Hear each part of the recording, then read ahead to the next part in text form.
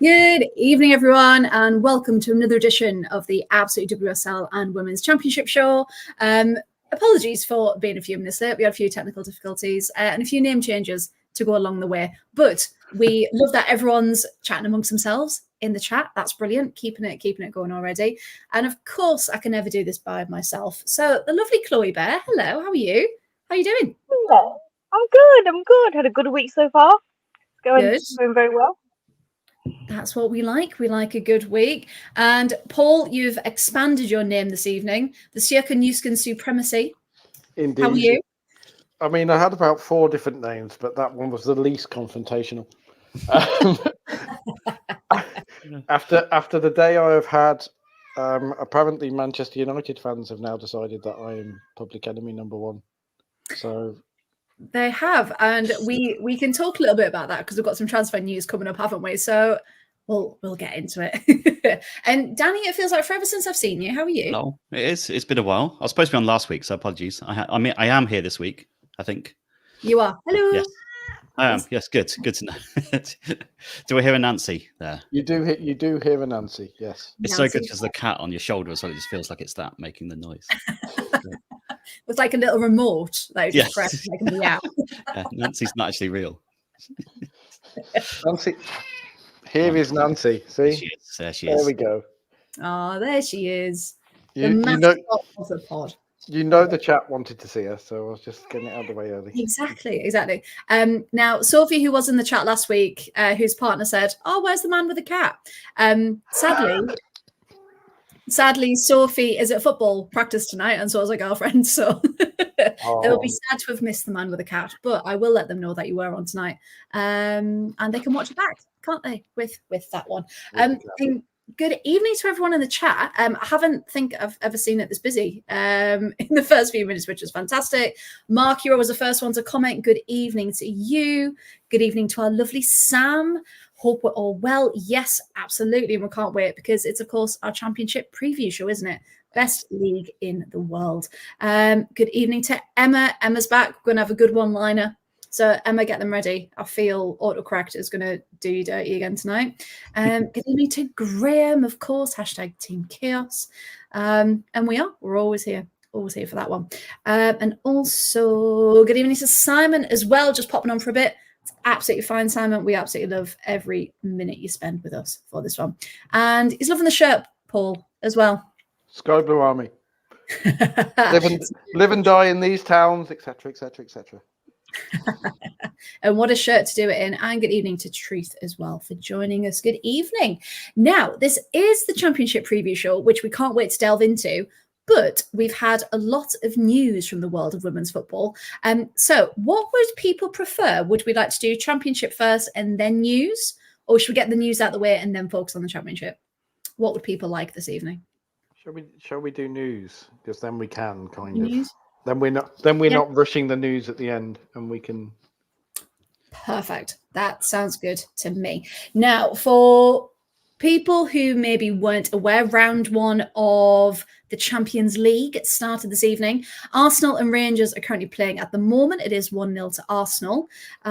So they will go on to play in the final this weekend against Rosenborg, who had to go to pens earlier. Let me get my notes up. So it was Atletico Madrid and Rosenborg had to go to extra time because it was 2-2. And then they just had an absolute nightmare, Atletico on pens, and it ended 3-2. So it will be at Rosenborg and at the moment Arsenal to go through to the final on Saturday, I believe. Paris FC, who knocked Arsenal out last time, if people remember, they won 7-0 against First Vienna earlier today as well. Now, Ajax had a bit of a scare. They were drawing 1-1 with Ukrainian side Kolos, and I will say this right, hang on, Kolos Kavalivka. Okay. However, second half, they upped their gears and they won 4-1. So it wasn't too bad in the end, but it was a bit worrying at the moment. Has anyone caught any of the Champions League so far? A little bit of the Arsenal game. I was following the Celtic game earlier only because they were playing cups. away from home, which was fun. Saoirse Noonan got a hat trick there, which was lovely. Extra time with Celtics, so good for him going through as well. But that was on at the morning time, so it's been going on all day. It's been great. Yeah, it's been really nice. They've been staggered throughout, haven't they? Because I was watching a bit of the Atletico match earlier, and it was so weird to see Meadow Park pretty much empty. There's about 15 people staggered because out. it's all in one place, isn't it? Yeah, it's all one venue. venue. Yeah, absolutely. So yeah, for those who don't know, they're trying to be a bit more economical, which I really agree with this time around. So there's kind of one host venue, and they're having mini round robin tournaments, which is much better, especially for those teams who don't have the financial income that some of the bigger teams do. So yes, that's a really good step forward for this this season. Now, a little bit about Champions League. So what happens next? So this is round 1, and then all of the winners of these little round robin tournaments will then go through to round 2, funnily enough. And in round 2, this is when 6 teams have direct entry, who are PSG, Wolfsburg, Real Madrid, Man City, Juventus, and Hacken as well. And then they'll go into the group stages, etc., etc. So these really are these mini knockout qualifying rounds to hopefully get through. And Arsenal, because Lee Williamson, Chloe, you had a little press conference with. She was saying, wasn't she, the hurt of not being able to get through Champions League. Like, they're really looking to fight for it this time, aren't they? Yeah, they are. And because she was saying yesterday how much they want it, how hurt they were, how upset they were, how it didn't go their way, and how they want to play like European football. Jonas was even saying that they're not focused on the league; it's Europe that they really want. And to be fair, I'm kind of vibing with it. The atmosphere and the momentum that they have, how much they want European football, how much they would like to play in the Champions League, you could tell that. Well, Leah especially. I mean, she's not a very emotive person, but you could hear it in her voice and the way she speaks that they want to play in the Champions League. They want this trophy and that they want this tournament. But yeah, I mean, I think they can do it. I think they could potentially get majority of the way. Hopefully all. I really hope so, because last time it was so close, wasn't it, when they got knocked out? But I have to say, Paul, unfortunately, it is a delight to watch Mariona play. I don't know if you've caught any of the match this evening, but she's just kind of a breath of fresh air in that Arsenal side. And Caitlin Ford got the goal, by the way. So she will be absolutely buzzing with that, because her performances recently haven't been up to maybe her previous standards, shall we say. So she has put Arsenal in the lead there. So that was Champions League. What else has happened today? So some transfer news. It's all gone a bit mad. We've had a couple today that kind of have just completely come out of the woodwork. So we had the rumoured Celine Bizet to United. Then we've had the whole drama with Michelle Heyman. And now we've got a London City transfer that no one else saw coming as well. So let's first go to, Paul, we'll come to you. Celine Bizet to Man United. Now, this was a bit of a rumour that she was having a medical, and then someone stopped them in the airport for a picture, didn't she? And Bizet was wearing the United kit. So that was the biggest leak that we've seen for quite a while. The bit that I enjoyed the most about that leak was the fact that one of them had a plaster on their nose. that was apparently. Yeah, that was it, wasn't it? It was like, oh, and Janssen had a plaster on her nose. I was like, okay. Like you've just broken a transfer, and your main thing is like one of the players you already know about had a plaster on their nose, presumably from bumping into that AI wall that everyone gets signed up against. Well, she had a different wall. She had a different brick wall, Bizet did. So I mean, they're using the buildings in Manchester. They're getting round. They're doing all these different houses for the announcement. I mean, I can't blame them, because Manchester itself is a lovely city. It just has Manchester United in it. So, it's like, I'm just waiting for the chat to be infiltrated now. I mean, this is the thing. I didn't think I'd rant so much, but like, for the thing, because I know you were going to ask me about the kind of Bizet transfer. Like it's an interesting one because Man United don't need her. It seems like a weird transfer to just randomly have. And my favourite conspiracy theory that I wondered about you guys genuinely agreeing with was that they've signed Celine Bizet because she's Grace Clinton's best mate at Spurs. It's wants to keep her happy. And they want to keep her happy. Like genuinely, that's the conspiracy theory going around. You know what? It wouldn't surprise me. However, Truth seen your comment and raises you one. We need her because she's the Garcia replacement. With two WSL assists in 40 games, you're better off signing Ash Neville, who has more assists. Ash Neville's got a cracking record, hasn't she? Well, that's what I mean. That came up earlier. But like the reason some Manchester United fans are annoyed with me, they are a sensitive bunch. Like genuinely, like because they change like weather vanes. Like because in May it was all rubbish and Mark Skinner was rubbish and there was no direction in the club and everybody hated everything. Now they signed Liz Turland, and I will call her Liz because it really annoys people on the internet. And doesn't she herself like she refers to herself as Liz, yes. But apparently I am unprofessional and a terrible human being for using it. Like I did put a tweet of basically reasons that Manchester United fans are annoyed at me, and they are for calling Liz Turland Liz and not Elizabeth. Apparently for being a Coventry City fan, which is why. Oh, okay. That's what this is.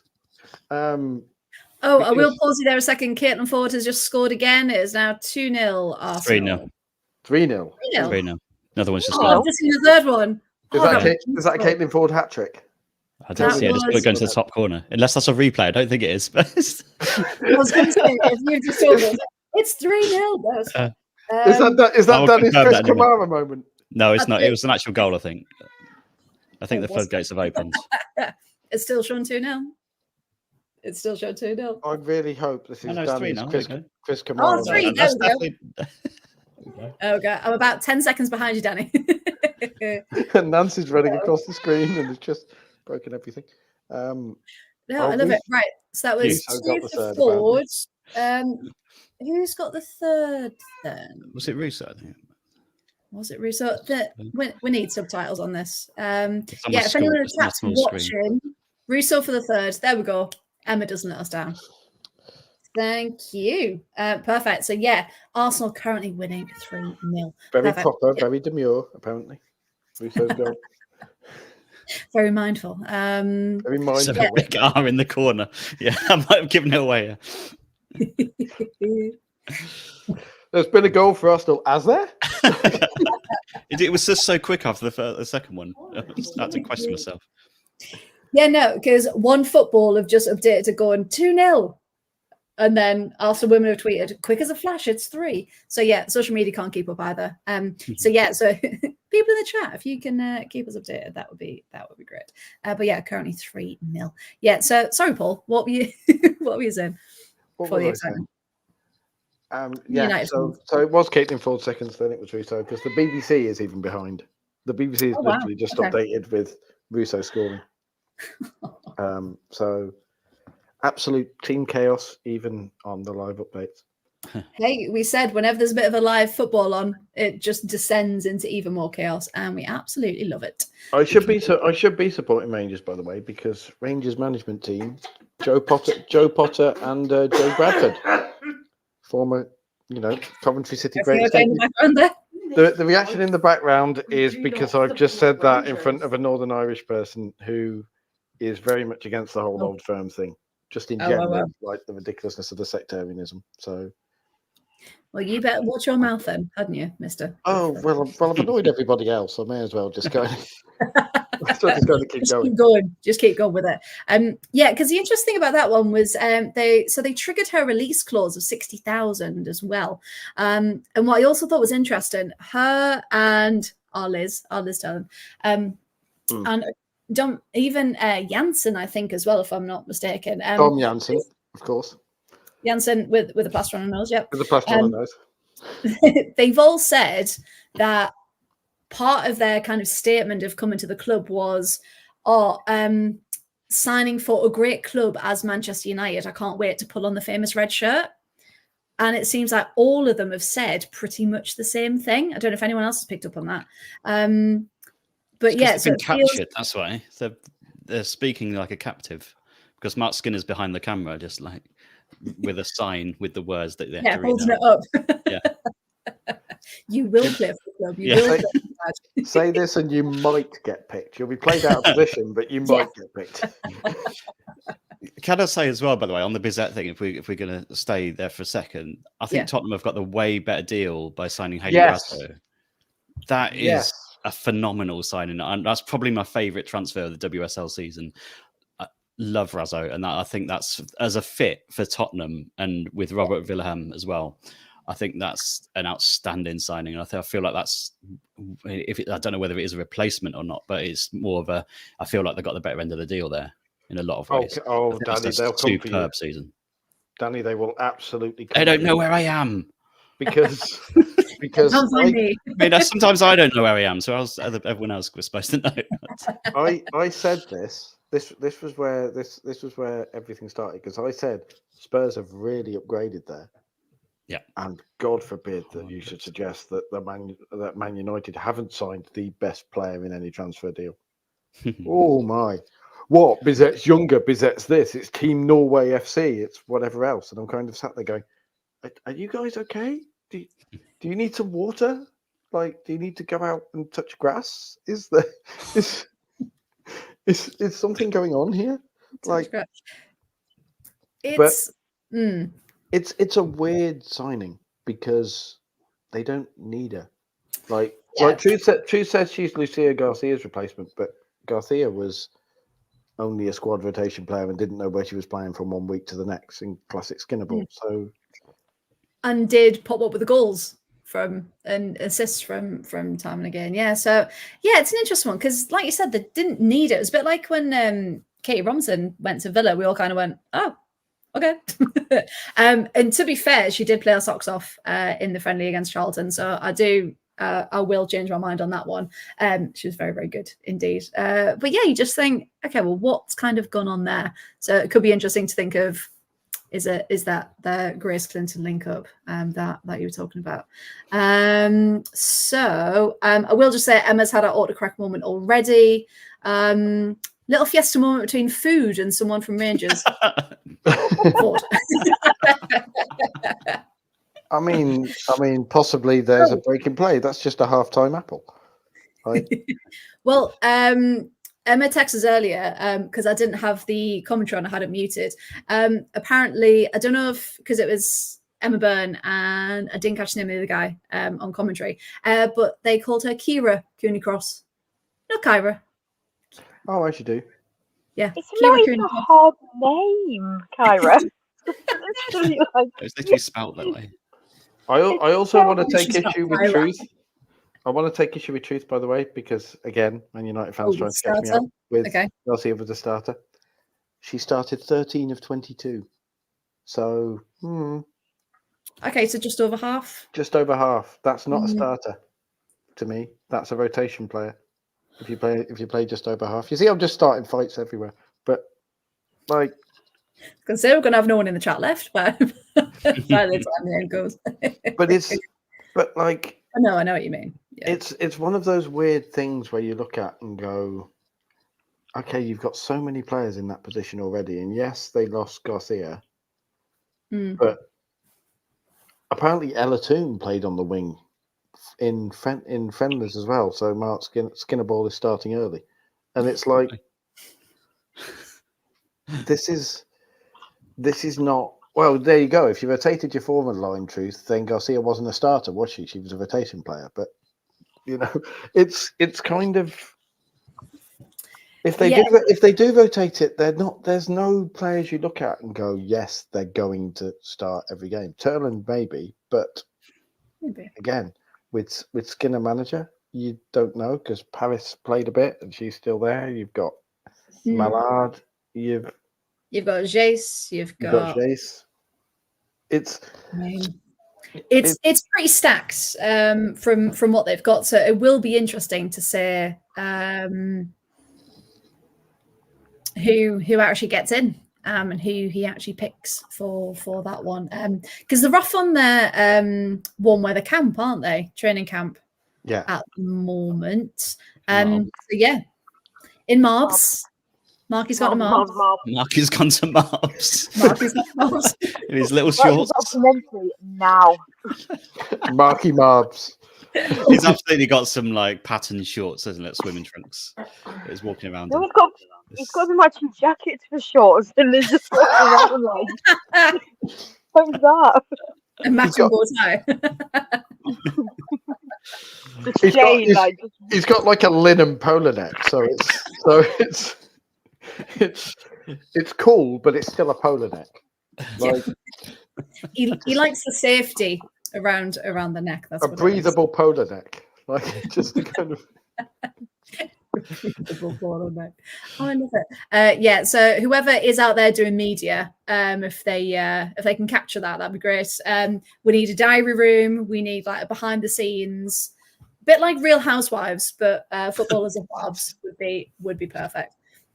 Yeah, and see Chloe like, yeah, we need that. Yes, Mark's tagline needed imminently. Like he needs to be posing like a Housewives. Oh, it's 4-0 in Mark. That's definitely a goal. That's a lovely goal as well. 4-0. Let's have a look. Who was that, Danny? Did you say forward for another one? I think so. Oh, she's celebrating. So I hope it's her. It's on a tiny screen. Yeah. I've got it up on another tab. It's a lovely finish. I gotta say so. Let's have a look. Let's describe it for our viewers, shall we? Right, it is definitely 4. Yep, they're all hugging forward or food. Food with the goal. Food with the goal. Oh, lovely Katie McCabe assist as well. Oh, very nice. Yep, so with the left foot, crosses it just on the edge of the box. And Caitlin Ford volleys at home. That was a nice finish. Castling Ford. You're doing this on purpose now, Emma. Castling Food, what a name. Castling Food. Sophie has popped on. Sophie, you can tell your partner, Man with the Cat, is here, so she can enjoy it. Sam's just put on feed the food and they will score. Never go. I love it, absolutely love it. I have to say though, I was expecting Rangers were putting up a really good fight defensively in the first half, but I think as soon as our second goal went in, they just look a bit shaky. And Stina's come on for Alessia as well. So that's in the 70th minute. Just seeing that pop up there. Lovely. Right then. So the next one was a bit of a West Ham and Michelle Heyman farce, this, wasn't it? Chloe, what did you make of this one when it came out? Because it was the Photoshop picture of her in the kit, wasn't it? Or I don't know if she actually was in a kit at some point. And then it's all kind of wound down from there. So, what did you make of this one, Chloe, when it came out? To be fair, I was quite excited when it came out because we seem to be building like a big Aussie fan base that's a complete wrong wording, but we're building like a complete like Aussie team in the UK, aren't we? Like we've got loads of Aussies on the team, and I thought that agents Gory we've got systems rounds like bringing Michelle over, and I've always said I'm quite a big fan of Michelle Hyman and like her story as well, how she retired and then came back, and like big fan. So I was quite excited. I was really buzzing. So I'm like, oh my god, we got to see Michelle Hyman. She's going to be playing in the UK. It's going to be amazing. And then just kind of like, she signed a new contract with her current club, and it's like, sorry. So she's not. This isn't happening. So is she in the shirt? Is she not? Is she dual signed? Like, what's going on? Yeah, because then it came out about a contract, didn't it? So how strange was that? So for those people who didn't see it, essentially it fell through because they were only offering her a contract until December. Now, that would then mean that she couldn't play football until the next transfer window opened at the earliest in Australia in April. So you're asking a player, and she won't mind us saying this, she is on the other end of the age scale, shall we say, for a football player. That's a long chunk of time to ask someone to wait if they're then not going to extend your contract. So, Chloe, from that point of view, why do you think West Ham would even do that? Again, that was confusing. Like, only play till December. Like, what? It's not. It doesn't seem worth it in that case. But again, it's just confusing. It's you know what it seems like? It seemed like one of those extravagant stories you tell your friends, like you went on holiday and then you just keep adding to it and it gets even more extravagant each time you talk to them. It seemed like that, like this is happening, but only till December, and then she's got to wear this kit and she's got to do that and got to do that. It just keeps building, and I'm like, I just don't understand what's happening here. Like, is she signing or is she not? Yeah, because Danny, what did you think from like a player welfare point of view?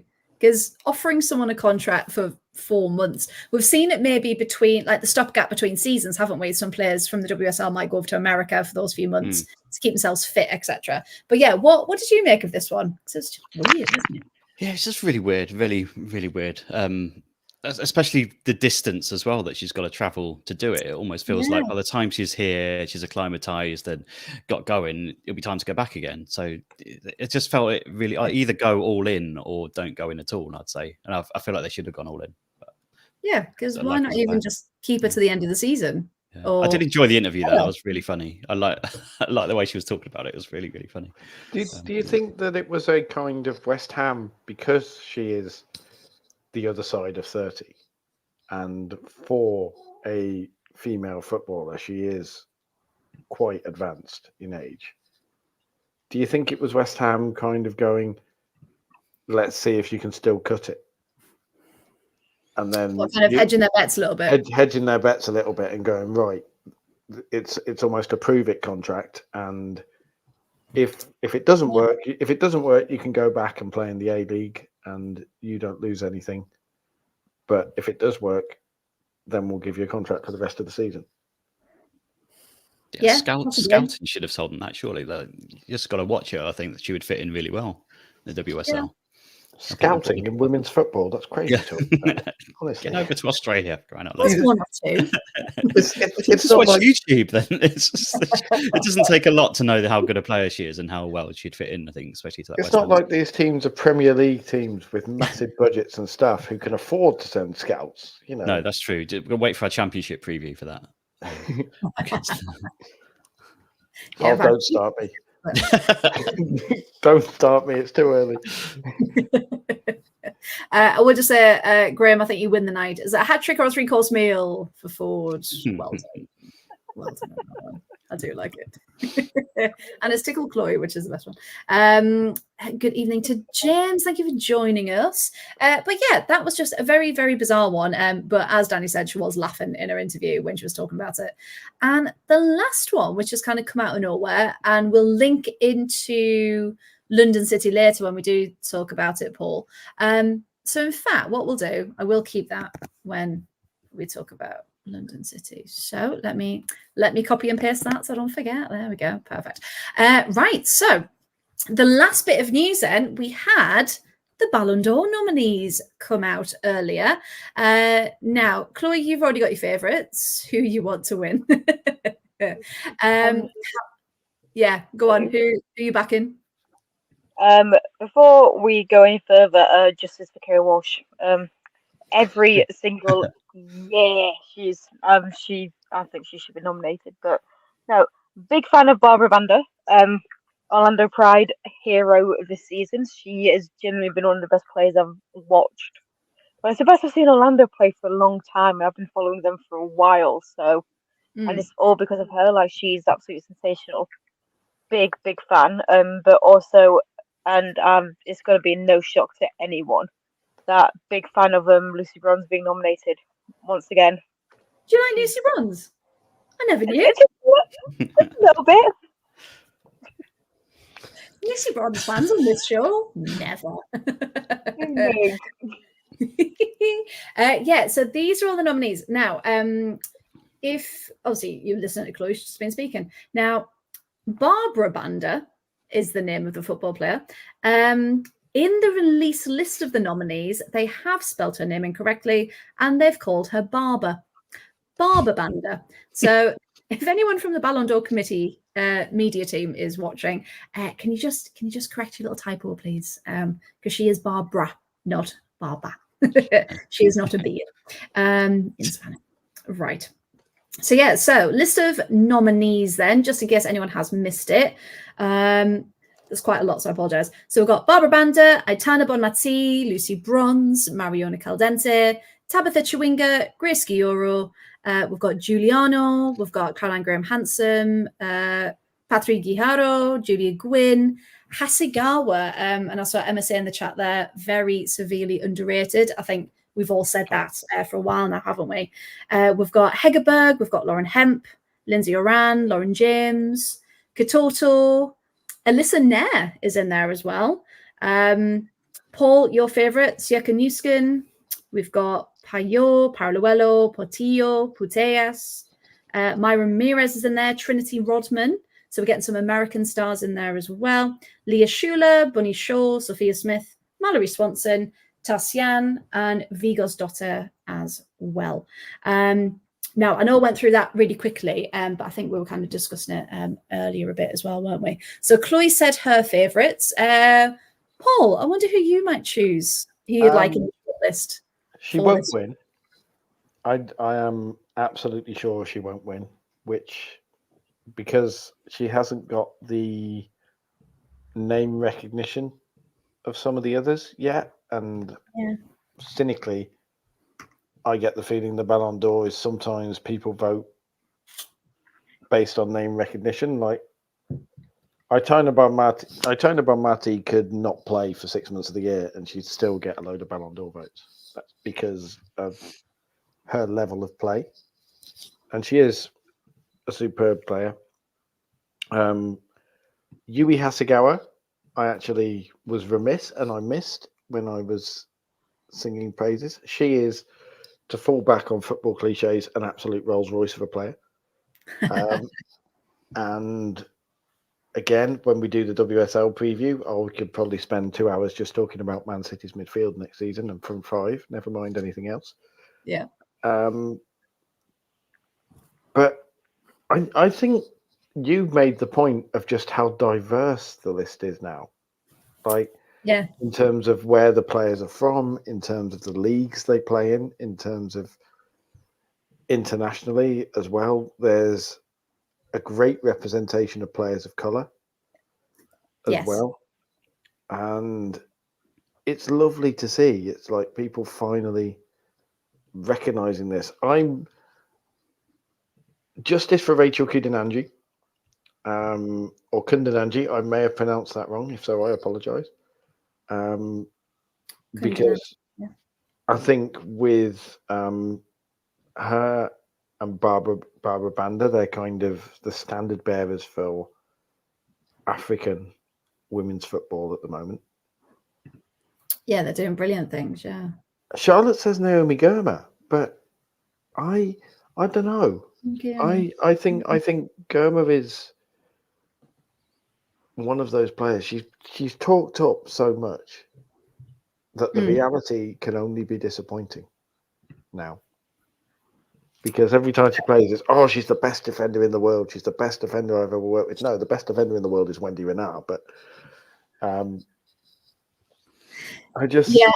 Emma Hayes may have done her a disservice maybe by giving her that title, because now everyone's going to expect her standard to be completely kind of above and beyond. I mean, a fantastic compliment, but like you said, versus the reality, does it kind of live up? I'm also still not convinced by Selma Pavuello because she plays for Barca. Like, very good though. But anyone can look good in that Barca team. Okay, so if she transferred out, we'll see. If she transferred out, I would probably give her far more credit, and that is unfair on her, and I acknowledge that it's unfair on her. but it's like there are some players who you wonder if they'd be as good if they weren't playing for Man City, for example. Particularly some of Man City's younger players. You'd wonder if they would be quite as hyped if they weren't playing around alongside Kevin De Bruyne. Yeah, because Paralluelo will turn 21 this year, so she's still very, very young. But yeah, a great talent. Again, it would be nice to see her maybe outside of that setting and see what she can do. I think the main thing is Aitana Bonmati is obviously the best player on that Barcelona team. Yes. But you know, even with names like Putellas and Guijao and players like that, if you take Bonmati out of that team, it's not the same team. If you take Paralluelo out of that Barcelona team, does it really suffer? Realistically, so you've got a few that can play that position, haven't they? Yeah, there's a lot that can kind of slot into that forward line. Yeah, maybe. So that was the longer list, and then so they were awarded by a jury of women's football journalists representing the top 50 countries in the FIFA women's rankings. So there we go. Was the USA one of them? Or it must have been, right? Well, given the number of Americans in the team, I'm assuming it must have been. I mean, it'll have to be. Yeah. I'm fuming that Temwa Chawinga's not on that list. Absolutely fuming. She's top scorer in the league in the NWSL. Chawinga's on the list. No, that's her sister. Oh wait, who did you say? Sorry, Temwa Chawinga. Oh, I just heard Chawinga. I do apologize. Yeah, no, she's favorite player in the world at the minute. Absolutely rapid, electric, lit up the league. 14 goals in 17 games. She's just broke the NWSL record for longest scoring streak for 7 games. She's like herself and Banda as well. I think Banda is going to be the choice for me. But I'm so annoyed that Temwa's been not on that list. She so deserves it. Just absolutely electric. So gutted. I worry Banda won't win it. I think I worry that I don't think Banda will win it. I think you're right, Paul. But I think she should, mainly down to the goals and the way she plays and stuff. But all the stuff off the pitch she's done as well, and everything that she brings. And the African players going over to the NWSL abroad, they've changed the face basically of the NWSL. And what she's done for Orlando this year, it's been phenomenal. Stuff she does off the pitch to set up a foundation and everything like that. I don't think she will, but based on everything, the whole sort of person, I feel like she should win it. But I'm probably going to be wrong, but that would be my choice. So who do we think will win it then? Who will win it? Alexia. I think Alexia's going to get it again? Possibly. Yeah. I mean, maybe. Yeah, because even when Alexia was out with her injury, she still won it essentially, didn't she? So yeah, it's don't know if I put this up before. Sophie, no Kira Walsh as always as a travesty. Yep. And there's just Emma, come on now. Bin Matty? No. That's the cousin that couldn't make the B team. No, that would not have that one.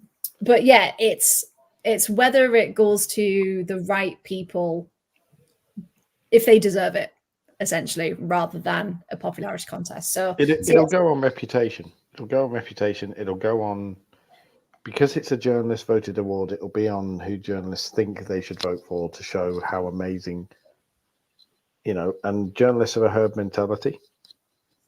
So they will all vote for the same thing. And I don't think Barbara Banda has enough widespread journalistic support as a serious footballer.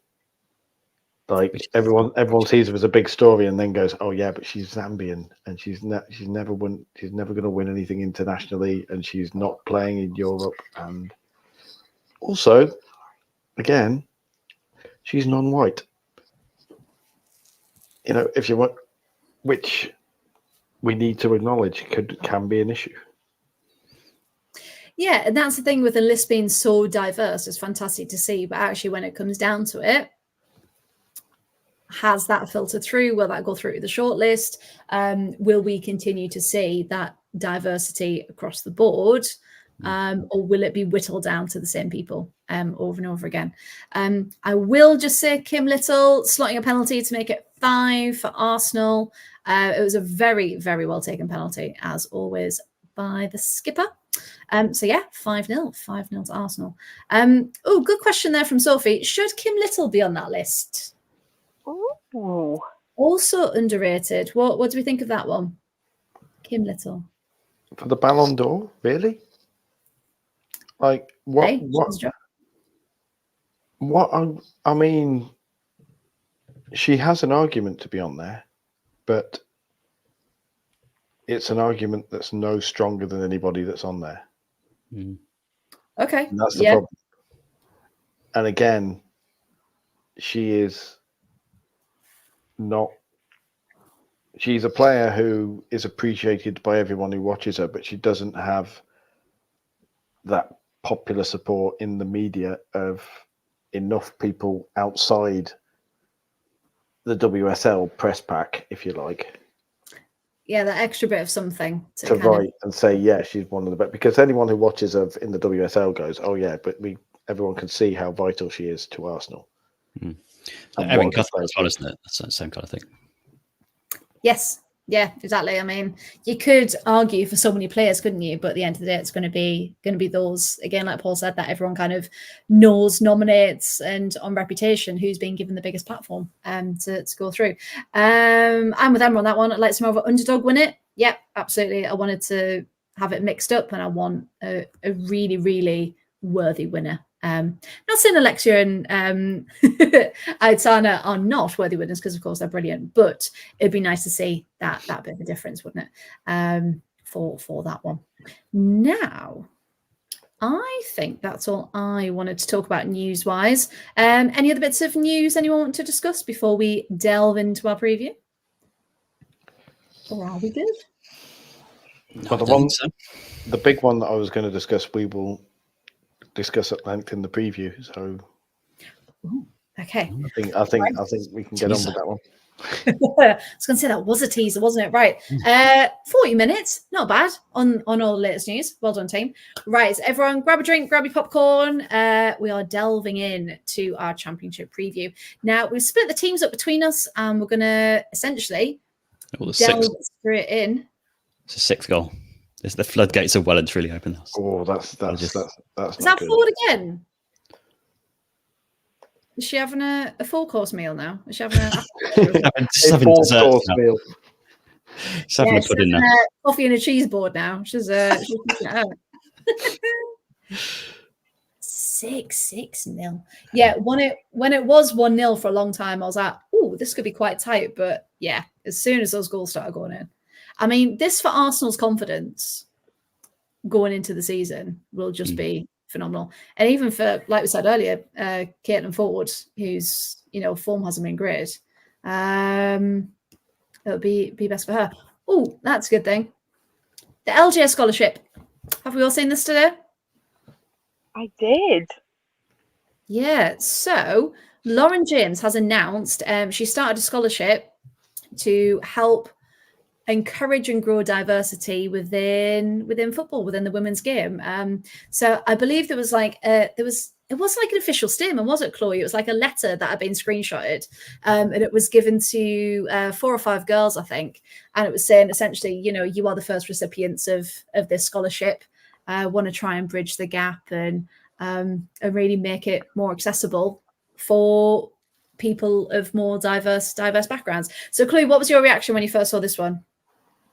Well, first I thought it looked like a retirement letter, and I got a bit worried because I was like, oh no, what's happening here?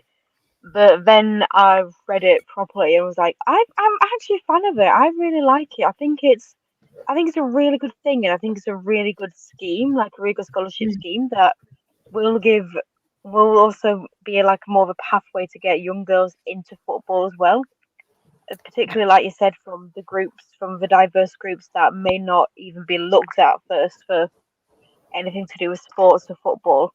And I'm here for it because, I mean, we're all big LJ fans on the pod, and we all think she's great. And I think what she's doing, like she said, She's always grown up in a house full of football. She's always been supported. She's always been, whatever she's done, she's had the support from her brother, her dad, her parents, and she wants to do the same for other people. And I just think it's amazing, and hopefully she's only paid for a 5 this time, but hopefully it can grow into this whole big scholarship scheme that is really going to benefit and really help people from the community.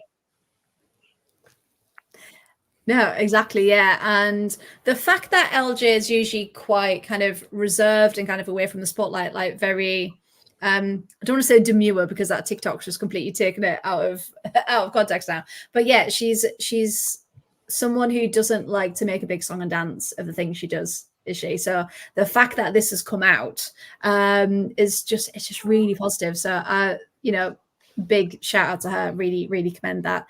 I was just laughing slightly because Emma in the chats put on about having a bev. Ford with her alcoholic bev sounds like someone she's sponsoring through a difficult time. Rather than a beverage.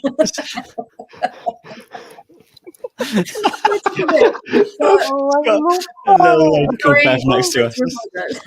Come on, Bev. I was trying to make a serious point, and then I was thinking about Bev being supported in the chat.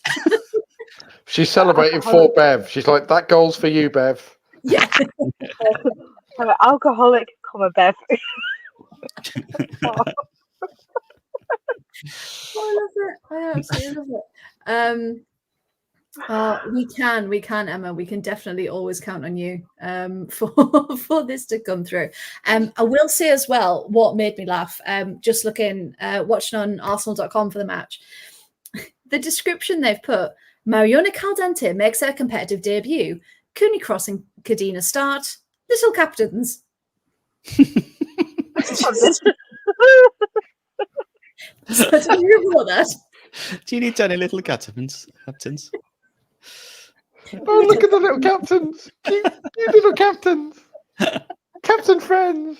I've seen that count on Instagram where it's like the little people, like the big heads. Like we've done an F1 one.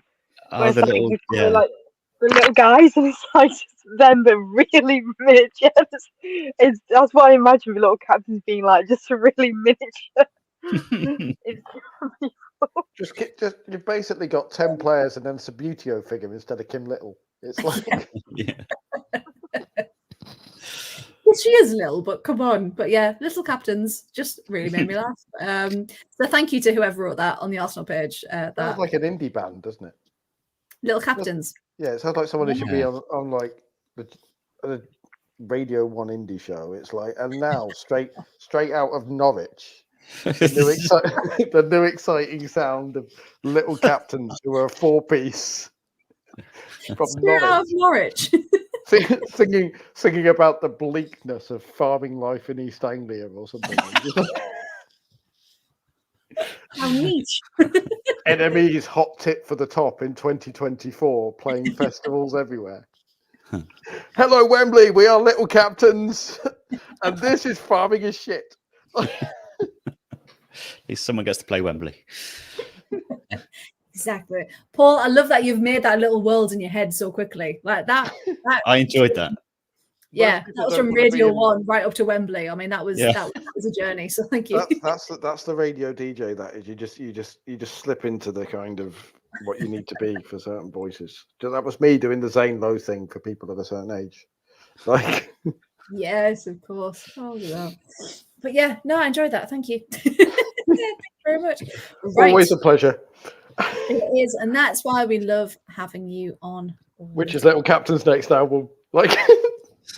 Sorry, I'll leave it now. I'm done. Dan is getting bored. You can tell. Like, he's laughing. No, I'm reading. I'm not. I'm just reading my Birmingham. Yes, Paul. Okay. I was like, where am I? Birmingham. Yes. Yes, let's. Right.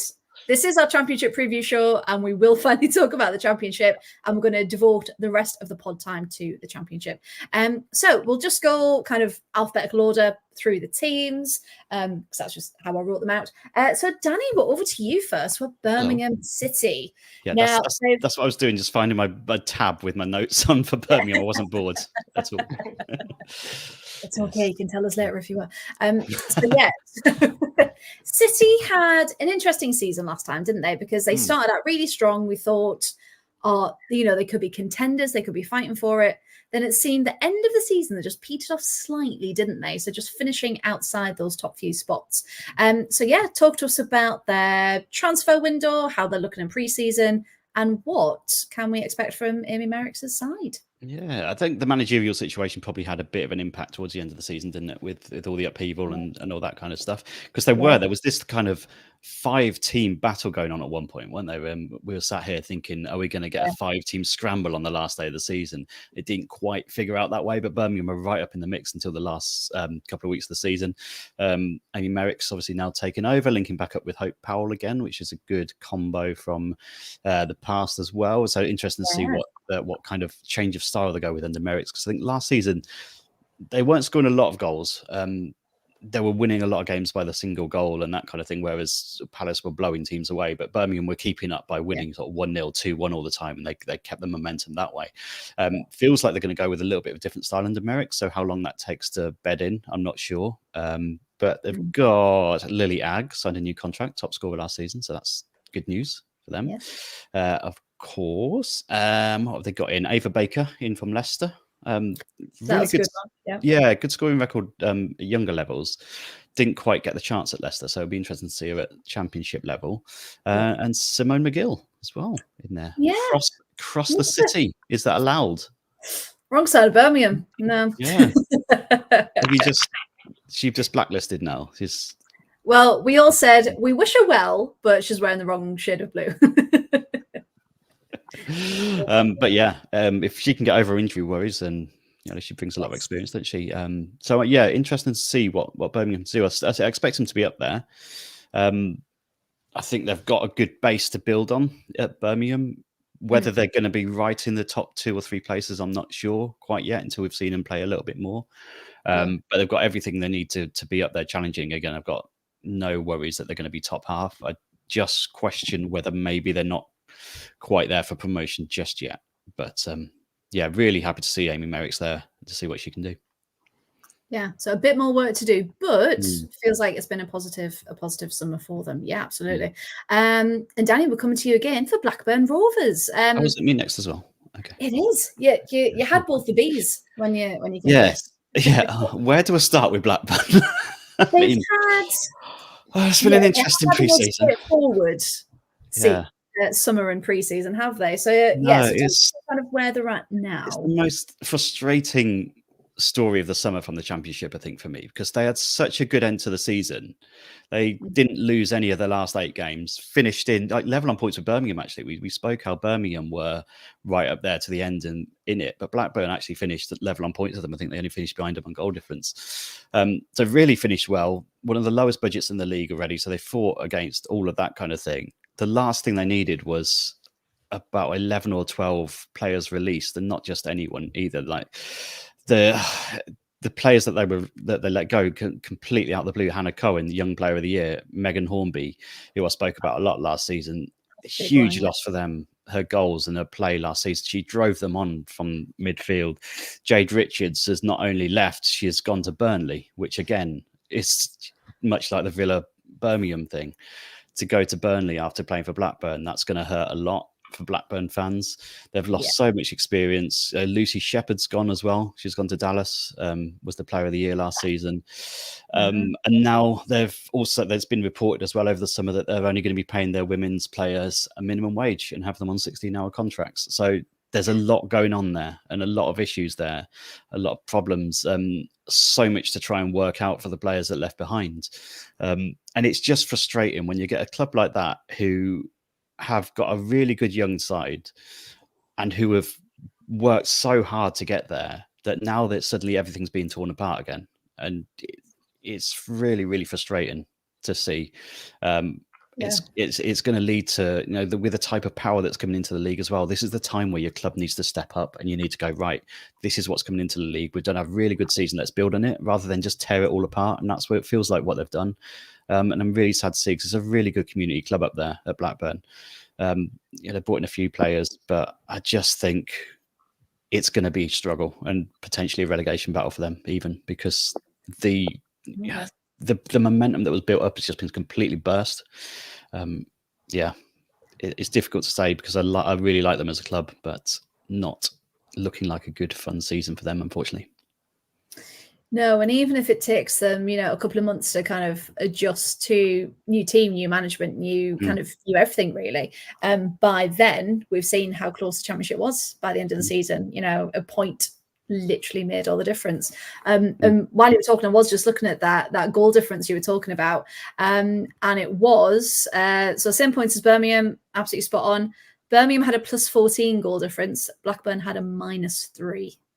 Yeah, I think they were fighting back a little bit, weren't they, after the start of the season? So, it was give it a couple more weeks, they might have finished in the top 5. But it's just really, really frustrating, because for the players that have been a part of it, that are still there as well, to see the people at the top just almost tearing your club apart, it's horrible to see. And to be in a position where you physically can't do anything, because then you think, well, do you want to stick with a club? And we saw it with Reading as well, didn't we? Lots of players wouldn't have wanted to leave, but they didn't have a choice. Like, they had to make the best career for them and their career and their families and that kind of thing. So yeah, it'll definitely be one to watch this season. Maybe for more of the wrong reasons, but to see what they make of it, and see what they can do. Well, thank you very much for that, Danny. Chloe, we're going to come to you next with Bristol City. Now, their transfer window's been a bit quiet, but of course the big news was, of course, Lauren Smith leaving. So talk to us about Bristol and how they've been getting on. Yeah, so that is the big news. Lauren Smith leaving. To be fair, they do seem in an all right position. We say for now. Who knows what's going to happen? They have made a couple of signings though. They've got Jackie Burns. She's played in the USA, Iceland, and Sweden, so she's going to be. I think she's going to be one of the players to watch, one of the little star players who I think will. She's got the international experience from the different countries, so I think she's gonna do quite well for them. But they've also got a loanee from Chelsea in Greta Humphreys, which I'm quite intrigued to see. Like, I'm quite interested to see how she plays, because we all know that the young players who have gone on loan from Chelsea have gone back and have been so much like a better version of themselves. Like, we saw it with Aggie. She went to Everton and she's come back and she's been like better than ever. Not Chelsea related, but Man City with Jess Park. She went on loan and she's come Beth back England stronger. when she was there. She did it. Went on loan about superstar. Yeah. So I'm very, very excited to see what these new signings and loanees can do for Bristol, because I don't think Bristol are a bad side. We just had an unfortunate run. Yeah, no, absolutely. And they were one of the teams that we said, they had the fire, they had the grit, the determination, they had everything that we wanted in a team in the WSL, but the gap was just too big, wasn't it? So do you reckon they'll want to try and get back up again? Or do you think they might, obviously because winning's the goal, isn't it? But realistically, do you think they can do it again? Or do you think it's another team's time? I think it's possible for them to do it again, because like we said last season, they weren't a bad team. They weren't they had the passion, they had the fire, they just weren't scoring, and against the big teams as well.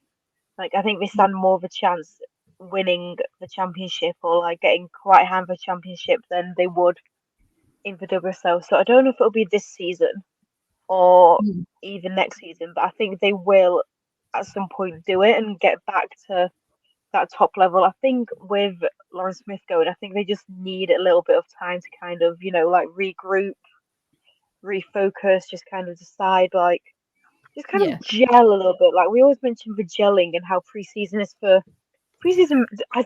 Yeah. Pre-season is not the gelling.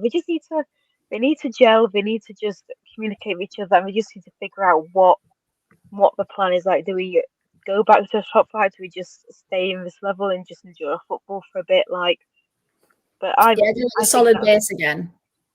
Yeah, just get back to base and just kind of go back to basics as you will. And we've all seen Pitch Perfect how they went to camp to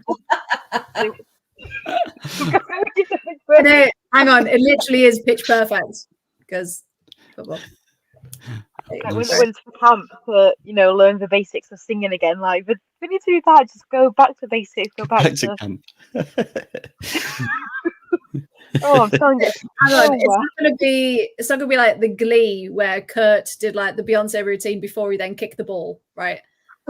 Is that exactly that? Glastonbury, remember? So we're gonna all see more dance routines, a bit more a cappella. It's gonna be exactly that. We're gonna start.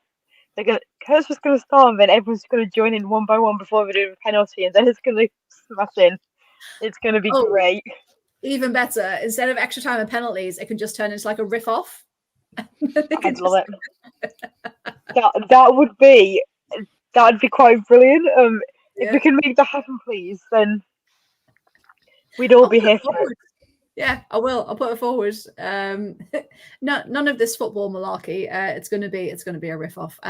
If you haven't seen Pitch Perfect, I do apologise for that reference. It's you'll already get it. But yeah, back to the football, shall we? But Bristol have said so as well. Emma Sanders reported earlier. Their interim manager, Lauren Dykes, confirms the club are hoping to sign 2 more players before the window closes. Expected to be midfielders, just need to complete medicals, and they hope to replace Carrie Jones as well. But she's not put herself forward for the job of manager because she feels happiest on the grass. So there we go. So Bristol can confirm that they're looking for another 2 signings for that one. So yeah, all to play for. Paul, we're coming to you next with a bit of Charlton. So yeah, Charlton looking very strong in pre-season. Watched them at the weekend, and I mean it ended 2-2 to Villa, and they were really, really good. So yeah, talk to us about Villa. No, I can do. But I thought wrong week. Championship. Right. I was going to say I can do, but I thought I was talking about Charlton. You just threw me. I was desperately clicking through my. Charlton, please. Sorry, Graham, if you're still here. Graham's been waiting for this one. He had a vested interest, so I feel under pressure for this one. I know, I like Charlton. Is this past tense? There's been a lot of positive things happening with Charlton this summer, not least that they're now playing at the Valley properly.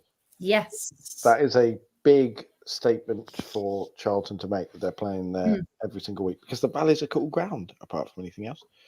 It's very cool. Yeah. Like it's a proper old school ground, isn't it? Yeah. And apparently their head of really high up heads of football were there at the weekend as well to watch, which is really good sign as well. They clearly care. And the great thing about Charlton as well, they've got stability. We were talking about Bristol City and management and how that could be an issue. Charlton have got one of the longest serving managers, I think, in the Championship, in Karen Hills, along with Vitesh Mishra as well, who thinks he's the manager. If you ever go to a Charlton game and listen to him on the bench, he does a lot of the shouting. But Charlton are one of those teams, they've lost several players initially who you look at and go, that could be nasty, because they've lost Mel Johnson to Nottingham Forest, who's a proven Championship striker. Kate Longhurst as well to Forest. Angela Addison going to Ipswich. All of these players dropping a tier. Heidi Logan to Burnley as well. They've lost their starting goalie in Sian Rogers, who's somewhat surprisingly gone to Sheffield United, which is kind of one that I'm like... It was an interesting one, yeah. Interesting choice there, Sian. Tegan McGowan, who is a heck of a young player who's gone to Birmingham City. But the players they brought in are really strong. Like the Katie Bradley, who is a former college player who's coming from Blackburn. Gracie Pearce, who is weird because Gracie Pearce is listed as signing from Tottenham, but she's never really played for Spurs. She's gone out on loan a lot. Yeah. To Crystal Palace, and then to Charlton again, and now she's confirmed as a Charlton player. Very strong Championship defender. Not sure she can make the leap to the WSL, but she doesn't necessarily need to this season. She just needs to be good enough to get Charlton up there. Yeah. Mel Phillips coming from West Ham. She's another player who's gone yo-yoed between the leagues. And she was very good at the weekend. Very, very physical. But she's a very, very good Championship winger. Jodie Hutton, who has experience playing for a team with promotion with Bristol City. Yeah. And Sophie Whitehouse, who is a heck of a goalie. Like Graham, Graham, and indeed every other Charlton fans, if you don't remember Sophie Whitehouse because you may have only seen her once last season played for Lewis, she is such a good goalie. Like such an underrated goalie. You should be really excited about that one. And I've worked my way through to build up to the biggest signing of the summer for them, which is one that I've thought could be huge. Ellie Brazil from Spurs.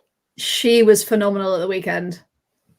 Every time she touched the ball, she was a threat, and it was terrifying. Like because she is a WSL striker. But she has had bad luck with injuries. She's had horrendous luck with injuries. But we saw last season what teams can do if they've got a proper goal scorer. Because we saw Elise Hughes, what Elise Hughes did for Crystal Palace. I think Ellie Brazil could do that for Charlton. Like genuinely, as a spearhead of the attack. Because she is a fantastic finisher. She was very highly rated at Spurs. And she's incredibly quick as well. Yeah. And they've also done a great job of just keeping those players who are like the backbone of the team, like Kira Skeels, for example, who's a phenomenal defender. Beth Rowe as well, who I love watching. Mia Ross, who's a great young player. Alicia Rendell. Skeels getting my vowels mixed up now. Skeels scored at the weekend as well. Yeah, they just look like a very, very solid, very strong team that will give opposition trouble every week without getting the hype of some of the teams. Yeah. And Graham says he's very excited for this season. They have a legit chance. There's nothing stopping them. I mean, I was going to ask you, do you think this could be the year that they're gonna go for it? They can really go for it.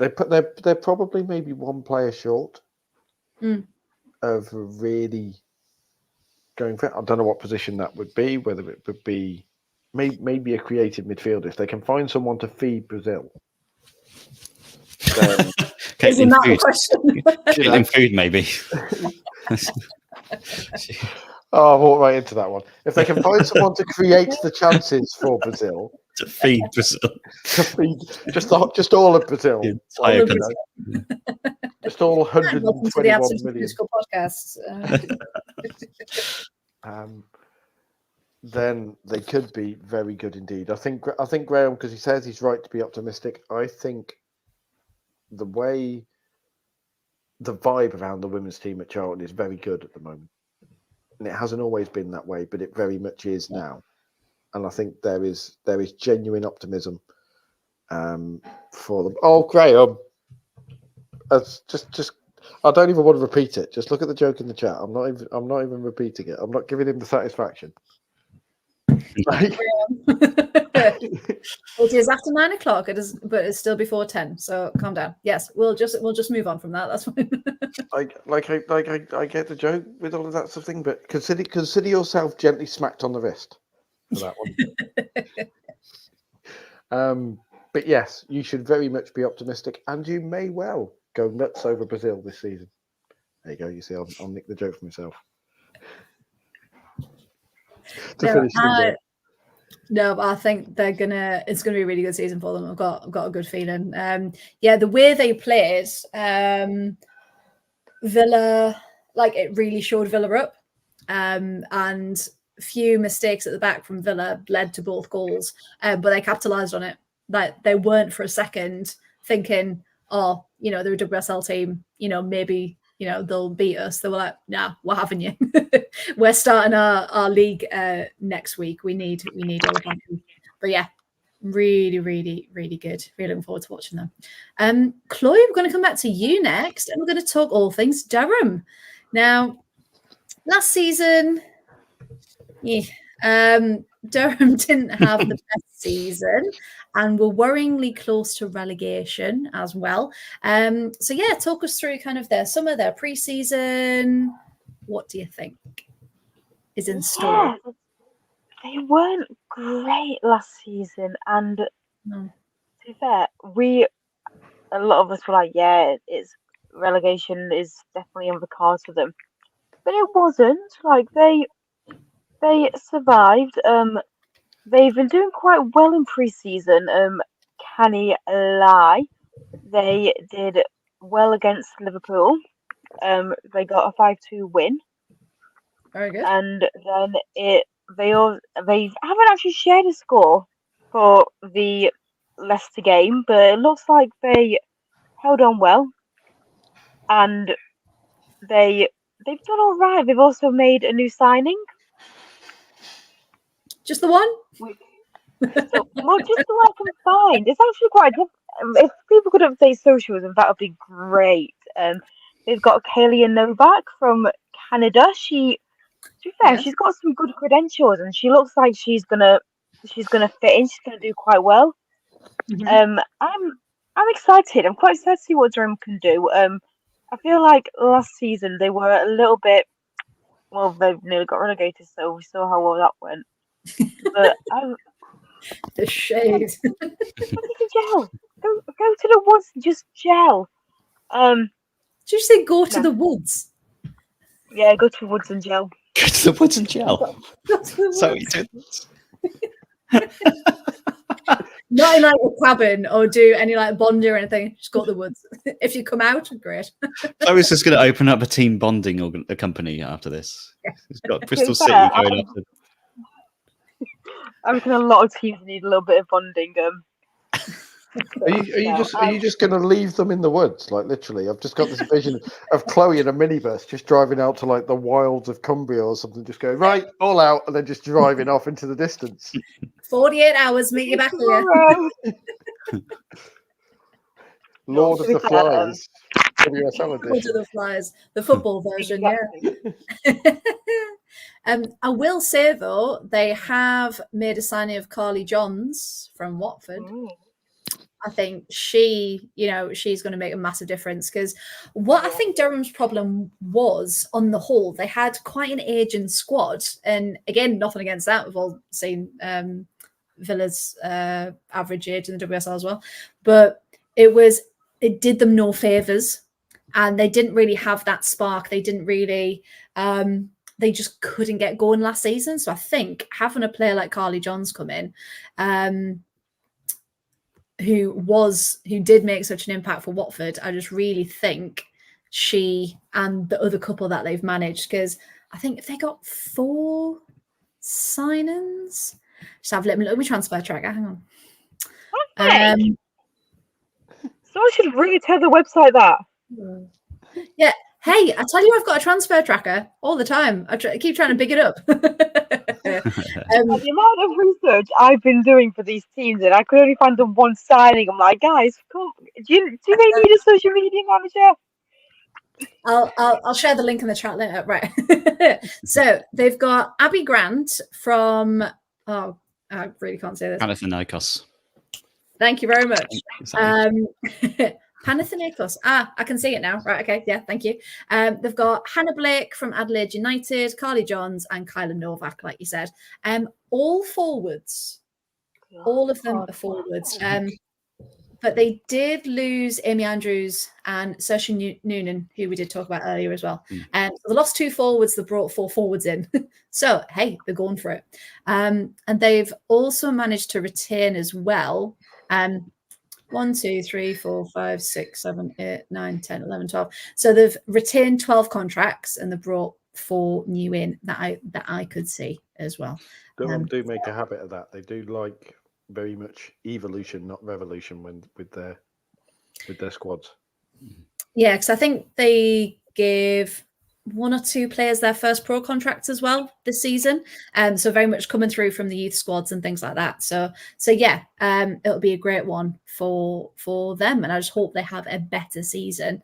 I don't think they're going to be up and in amongst it, but I just hope a solid mid-table for them this season, because it was really worrying last season. But it was nice to have more teams in the Northeast and the Championship. And of course, we've got 3 of them this season, which is very exciting for that one. So that was Durham. Paul, come back to you. London City. I know you've got a few opinions on this one. Now, massive investments, some statement signings.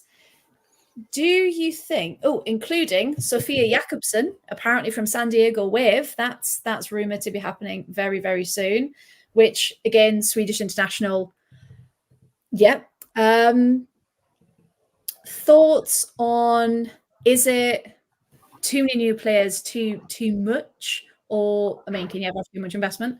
Do you think they're going to finish top half of the table? Do you think they're going to really go for it? Because I know Michelle Kang wants promotion, doesn't she? But yeah, Michelle Kang's thrown money at it, which you can do when you're as rich as she is. All of her talk is, I want to be, the female tycoon of women's football. I want to show it can be done a different way, and London City are the club in the UK that are going to do that for me.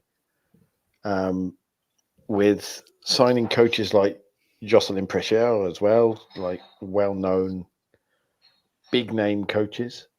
Yep. But I think I don't like it.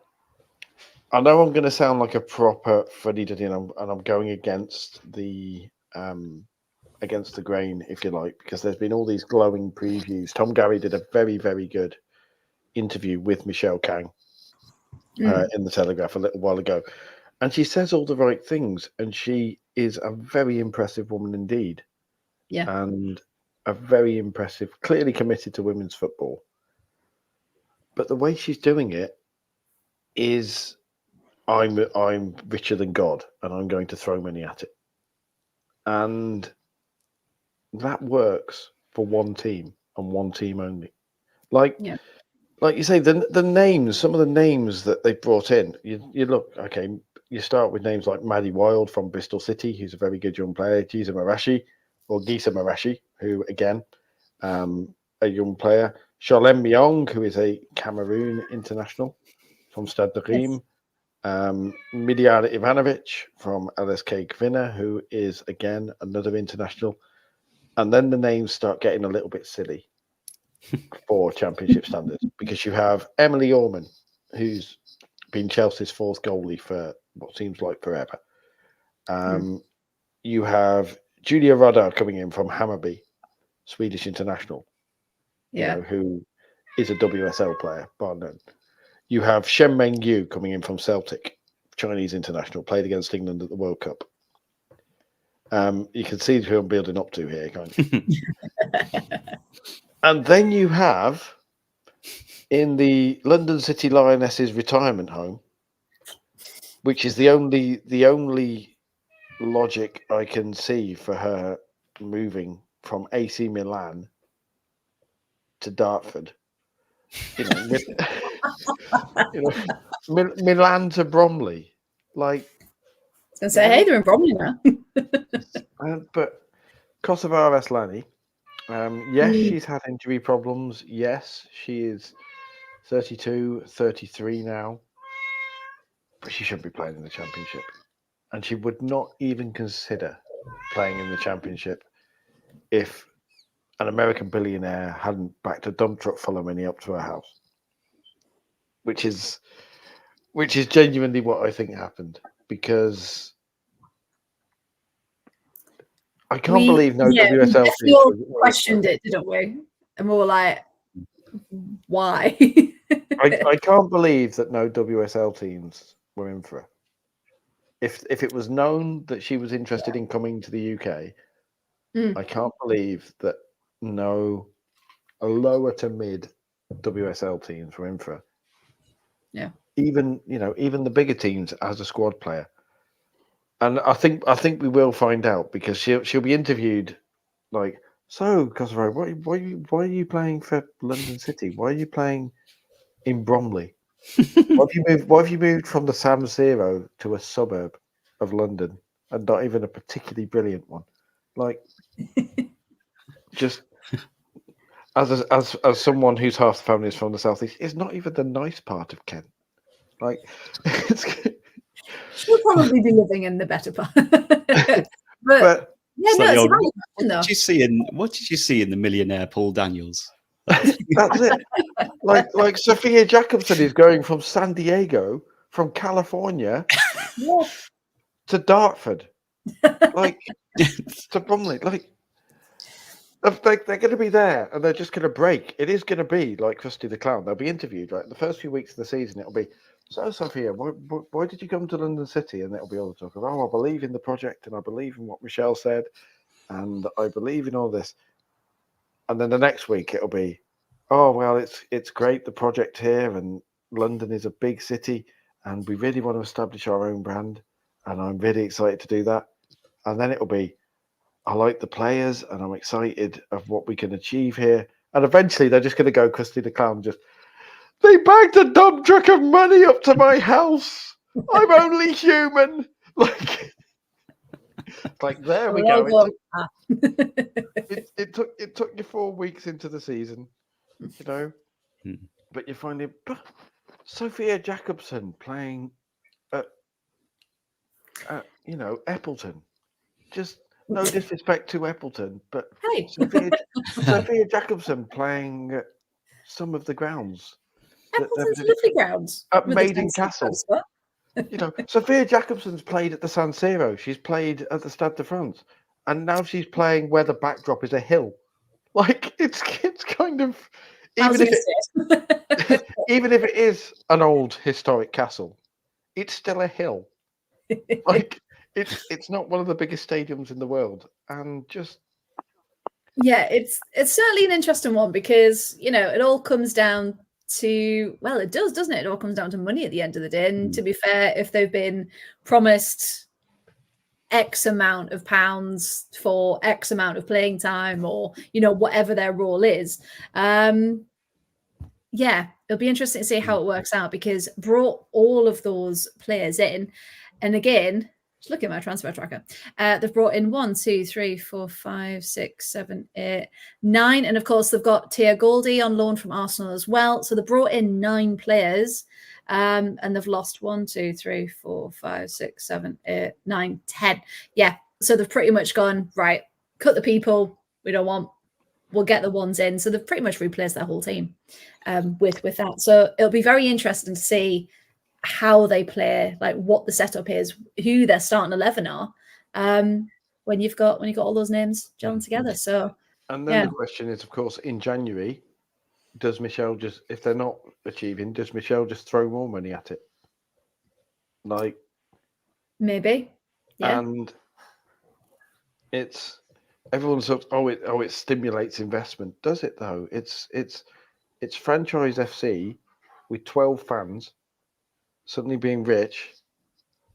Like they're going to be that annoying new kid whose parents are rich, and every Christmas he used to turn shiny new stuff with all the shiny new stuff that everyone else wanted, and like boast about it, and then never be any good at it. They're going to be like, and this happens at sports in general. They're going to be the kid with the shiny new Adidas Predator football boots who's crap, like, and then not able to understand why they're crap because they've spent loads of money. Yeah, we've got all the gear, but No and idea. just why is it not working? Yeah. Sophie said it's like Portsmouth, where if you're under 5'4", you can't sit on the front row. Yeah. We can get to that one. Yeah, like just it was Sheffield. Was it? Yes, it was Portsmouth because it was Sheffield United talking about it. Yes, yeah, it was. Now, Paul, interestingly, so the next thing we're going to talk about is Newcastle as well. Now, again, a team that we've said again has thrown a lot of money, but how can they actually perform within the leagues? And interestingly, we'll talk about the first fixtures at the end, but the first fixture is London City versus Newcastle for that. So it's going to be these two teams coming together head to head with all this money, with all these statement signings. So yeah, in comparison, I don't know, would you rather... No, I want to ask that question. So in comparison between the two, how have Newcastle done? And out of the two of them that have both had money thrown, who do you think is going to come out on top? I think that will be a bit of a damp squib as a draw because it will be two teams who don't really have an identity yet. But Newcastle possibly have more of an identity. Yeah. But Newcastle are a completely different kettle of fish for me. Like, okay, go on. Yeah. Because London City are just rich and obnoxious. Like, basically, in that Michelle Kang has come in and she is trying to build something. And yes, they're throwing money around and they're being a bit obnoxious about it, but it is a rich tycoon wanting to further women in sport and wanting to create a legacy. You cannot talk about Newcastle United on the field without talking about them off the field. And it really doesn't ring true with me or well that they are getting so much praise, bearing in mind where all of this has come from. Like, in terms of players they've signed, they have signed players who are arguably a little bit underwhelming in some cases. Like Sophie Hayward didn't really pull up any trees for Sheffield United. Amy Andrews was decent for Durham, but nothing hugely special. Shania Hales, again, decent striker for Bristol City, but in the WSL, did she really pull up any trees or do anything? Deanna Cooper for Reading, again, a good player. Yeah. Experience in the WSL. Claudia Moen, a very good goalie. Indeed, as you will no doubt agree. Knowingly gone to the other side, yeah. But again, that's just money. Rachel Furness is again trying to do the whole sentimental thing. Demi Stokes is a hey, we have a lioness. Yes. But everyone's been losing their minds with excitement about this, and it's great. Newcastle are investing in the game, and they are. And they have 5, 6, 7, 10,000 people turn up to Kingston Park. They play games at St James's Park. Everybody gets really excited. But they're still funded by a bloodthirsty regime. It's still a sports washing project meant to spread. And I saw you take a deep breath then. So sorry. I'm like, you were just like, oh, he's off. Here we go. He's got to be careful. And I haven't got my popcorn. I'm quite disappointed in myself. But yeah, no, you're right. There's those underlying issues of we can talk about the football and we wish we could just talk about the football. But ultimately, there's the bigger issues at play, aren't they, with that? So it'll be very interesting to see, again, what if they don't do well? What if they underperform? Will that money still be pumped in? Yeah, I mean, Becky Langley has recently signed a new long-term contract there, and she, as a manager, has brought them up through the leagues. But has she been tested, really? As a manager? Has she really... I thought you just meant in general. Has she been tested? Has she had her vaccinations this year? Like, has she really faced adversity as Newcastle manager? because she's always been in a position where they have been the big dog in the room, and they have been that big financial bully. Now, they've still put money at it, and they brought in very good players, but they've still got the nucleus of a squad that was third and fourth tier. You know, they're strikers that they're relying on. Some of the strikers they're relying on. Katie Barker is a third, fourth tier striker. She's a local lass, and they can play on that story. And northeastern crowds in general will run through walls for their team, and they will love it. And I will possibly have some Newcastle fans in my mentions getting bored about talking about the off the field stuff, because most Newcastle fans are sick of it. You know, it's actually really weird. You look at it, and there's two schools of thought with Newcastle fans. There's the people who are sick of it and any club would do it, and who excuse it, and then there are the people who acknowledge the murkiness behind it. And I found it. And with women's football, it bothers me because the whole point of women's football is it proudly trumpets its inclusiveness. It proudly trumpets the way it challenges, you know, perceptions, the way it is a safe space for everybody. Yes. Newcastle United are run by a country who actively prosecute people who, brutally put, half the players in the WSL wouldn't be able to even possibly have their freedom if they played for Newcastle United in Saudi Arabia. And also Amanda Stavely has left, who was the big voice behind the women's team. So yeah, of course, So it bothers me that a lot of people just seem reluctant to talk about all of these, not red flags, but orange flags with Newcastle. And I think it will be very interesting if they don't start the season quickly, if they don't have that run. How long will Becky Langley have before the meetings start happening with the owners and hey, you said you wanted the money, we've given you the money, and we've got this WSL in 5 years project. What's the result? Because when they said, oh, she signed a new long-term contract, I was kind of split, because I was like, oh, that's great for her, you know, they're showing investment in her, good coach, etc. But that's the thing, without playing at this level before, you don't know how that management skill and that management level is going to transfer up to the championship. So I mean, I hope she can do it because she's got them this far. But there'll be some big questions asked if they do underperform. And of course, today they announced Lois Joel has gone there from London City as well. New addition there.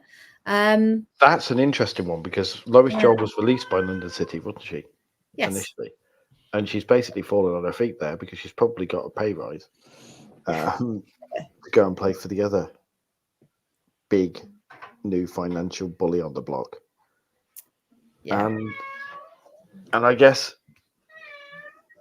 I've barely talked about them on the field, and I should. And on the field, they look very strong indeed. And on the field, they will probably be in the top half, and they will be pushing for. Because they played in the cup, didn't they? That Seller Cup against AC Milan. They took them right through to pens, and you know, if they play like that, I think, to be fair, good top half of the table, they'll be able to do it. But it's just that consistency over the league, isn't it? You know, it's the consistency. It's the trigger happiness of the owners as well, because I think the owners now will be turning around, going, okay, we've made all the big talk, and we've flown up through the leagues. We expect that to continue. And my question, I suppose, with both the Newcastle fan base, which has only known success, and the reason, and you know, they all turn up, and 20,000 people turn up at St James's Park and see Newcastle United win 4 or 5-0 with the women and go, this is amazing. And then they all travel down in their absolute droves, as Northeast fan bases do, to the WNL Cup final against Hashtag, which they then lost. And some of the comments after that game, when you look at it on the NUFC hashtag, you start going, this is one game. What happens if you go up to the championship and you start losing a few? What happens if... what's going to happen to that fan base, and that reaction? It's honestly, I think next season's going to be it's going to be an interesting one for sure. Like the drama is going to be incredible. So if everyone can get in like a season supply of popcorn ready for each week, that would be phenomenal. Now we've got a couple more teams to go. Danny, we're coming back to you now. Let's talk about Pompey. Our other newbies into the league.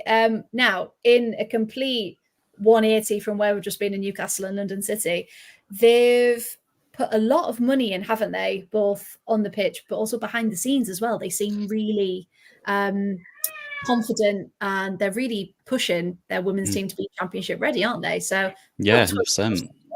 Yeah, I spoke a little bit earlier about Blackburn going that way. I feel like Pompey are going up that way. Obviously, they came up, won the Southern Premier Division, 20 wins from 22 games, 86 goals along the way as well, which is not too bad. Only conceded 10.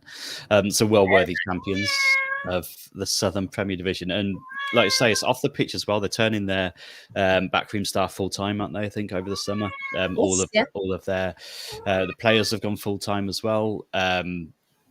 They've expanded a lot of the backroom staff as well, so they're really building everything behind it as well. And I've seen a couple of interviews this week on the Championship YouTube channel. There was a big media launch and stuff, and a couple of their players are on there saying how their aim is to compete. I really think that they could do a lot more than compete. I think they're going to be the surprise package of the league. The sort of signings they've made, like we mentioned earlier, Megan Hornby, Hannah Cohen from Blackburn, two really experienced players at that level, pretty much a backbone of Blackburn's side last season. They've got some great players in there as well already. Emma Jones, 18 goals, 23 assists last season. Georgie Freeland, one of the younger players, she's extended a deal in the summer. Everything's just pointed upwards for Portsmouth, and they're doing things the right way. Like I said, I really feel like they can push on to the top half. They've kept hold of a lot of their squad. Good head coach in charge, and they've had a good pre-season. They beat Arsenal under 21s the other day 3-1, beat Chelsea under 21s 5-0, beating Watford 5-1, beating Bournemouth 4-2 in pre-season. So the momentum's there, it's still going. And when you've got a club that's kept hold of everything that's got them there, plus added some real good championship experience, it's like Sophie Barker as well from Sheffield United has come in. Yes, of course. I can really see them surprising quite a few people, Portsmouth. They played Newcastle in the semi-final, didn't they, of the League Cup? Got just about edged out 2-1, but did themselves proud in that as well. So really excited to see what Pompey can do. And they've got the derby as well, which we'll talk to when we come to Southampton. That's going to be a spicy one. Yeah, that's going to be really. There's loads of good little matches throughout the Championship this year. And yeah, I'm excited by Portsmouth. Really am. Yeah, me too. And again, they're the type of team that you want to do well, and you want them to win, and you want them to push on. And I think they just feel like whatever we say about London City, Newcastle, etc., it's great that the money's there, they're putting into it, but it's that feeling of like a proper like family club, and like a proper, they're really, really going for it. So yeah, I wish Pompey all the best for this. Can I mention as well, it's just been posted just now, Jazz Younger, the defender, she's re-ruptured her ACL. She had a really bad injury with it before, so she's just announced about an hour ago that she's re-ruptured it. So that's a massive blow for them. But sending the best wishes to her as she recovers. That again, the dreaded 3 letters coming back, unfortunately. There's bloody 3 letters. They're just plaguing this industry. But yeah, all our thoughts go out to her, because especially when it's a re-rupture as well, you must just get that feeling of it's so frustrating, especially like this season as well, when they've come up, they've had the celebrations, they're ready for it. For that to happen now, pretty much on the eve of the season, that's horrendous news. It is. It really, really is. So yeah, so we hope that recovery goes really smoothly for her. Because so incredibly frustrating. So that was Portsmouth. Chloe, we're going to come back to you. Going to talk to us a bit about Sheffield. Now, again, their social media seemed to be, asleep until a few weeks ago, didn't it? So talk to us about Sheffield. I know that had a youngster signed today, didn't they? Fallon Connolly-Jackson, her first professional contract. But yeah, what else can you tell us about Sheffield? They did, and I'm quite excited to see her, I can't lie. She's a young player, she's got a whole career ahead of her.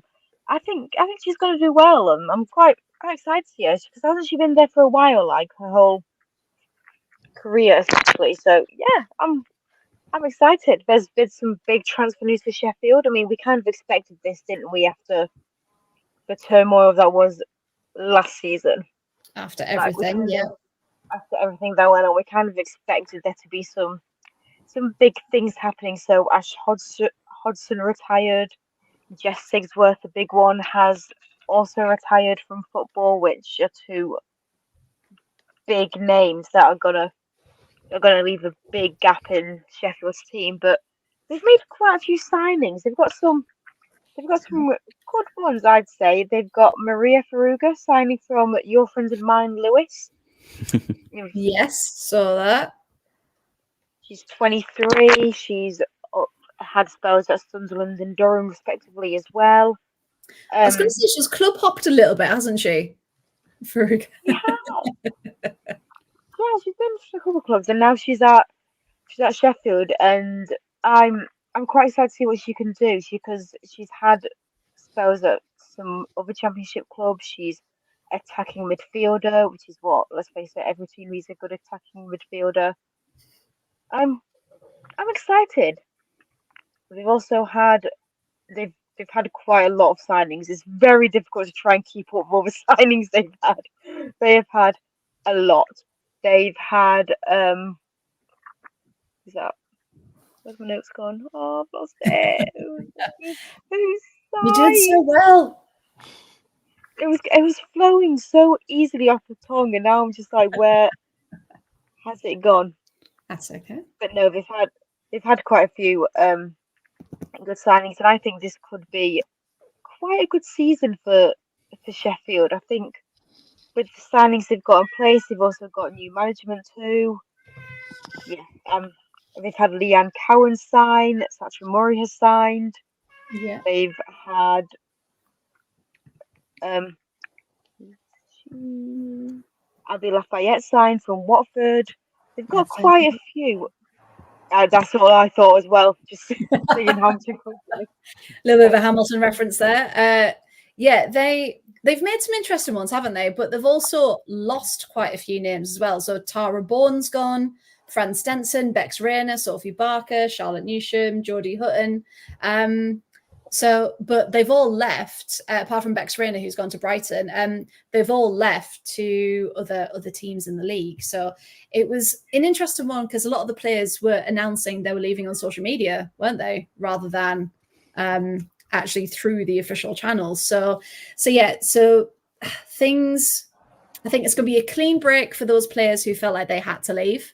And fair play to them.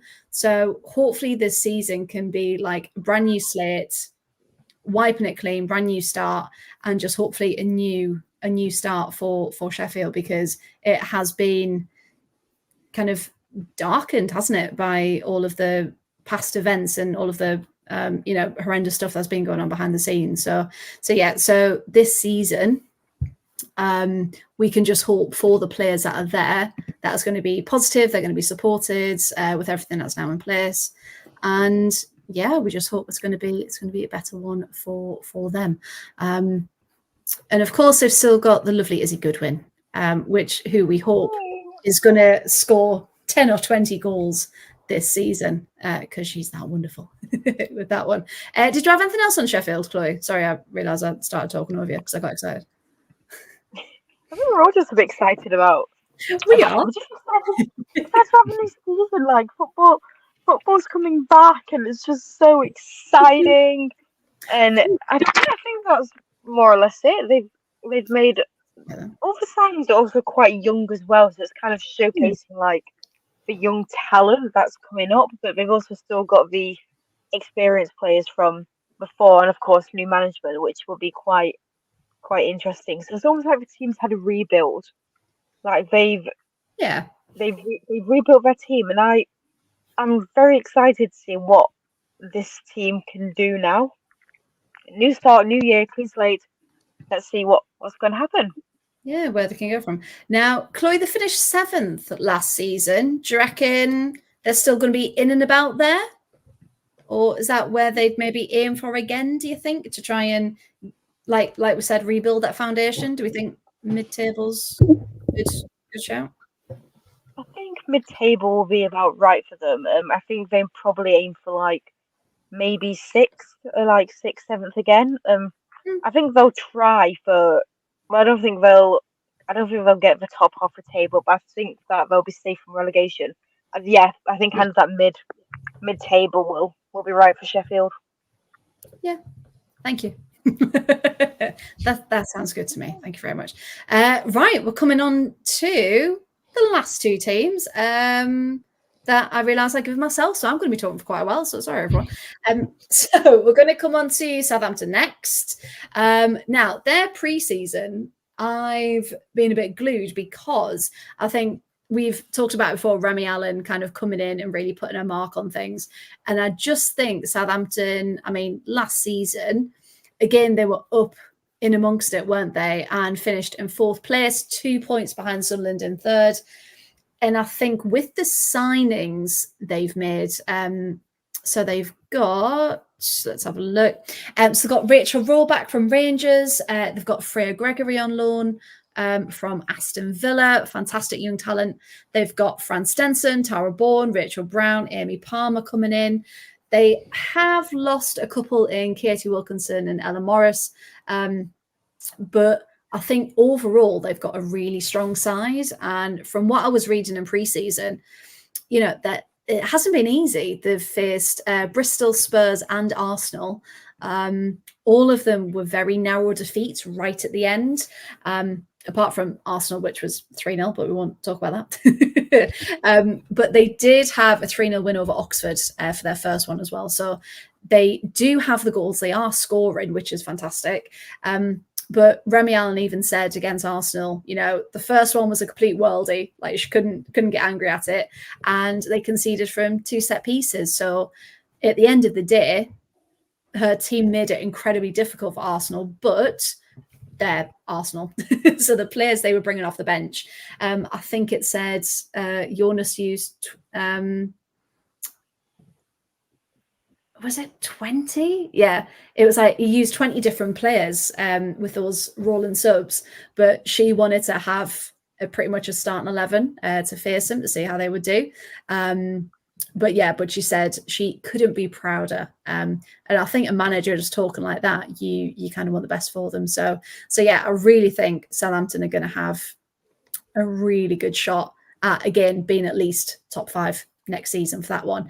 And again, South Coast Derby, like Danny mentioned earlier against Pompey, is going to be really good as well, because St Mary's being, you know, an incredible stadium, to bring that local derby back into the league on the South Coast is going to be phenomenal. But yeah, I'm really looking forward to seeing Southampton next season. And then we come on to the Lasses. We're coming to our Sunderland. Now, Lasses finished third last season. Not going to lie, probably higher than anyone expected after the season before, where they narrowly escaped relegation, and so thankful that they did. But yeah, they've strengthened strategically. Not a lot of names have come in.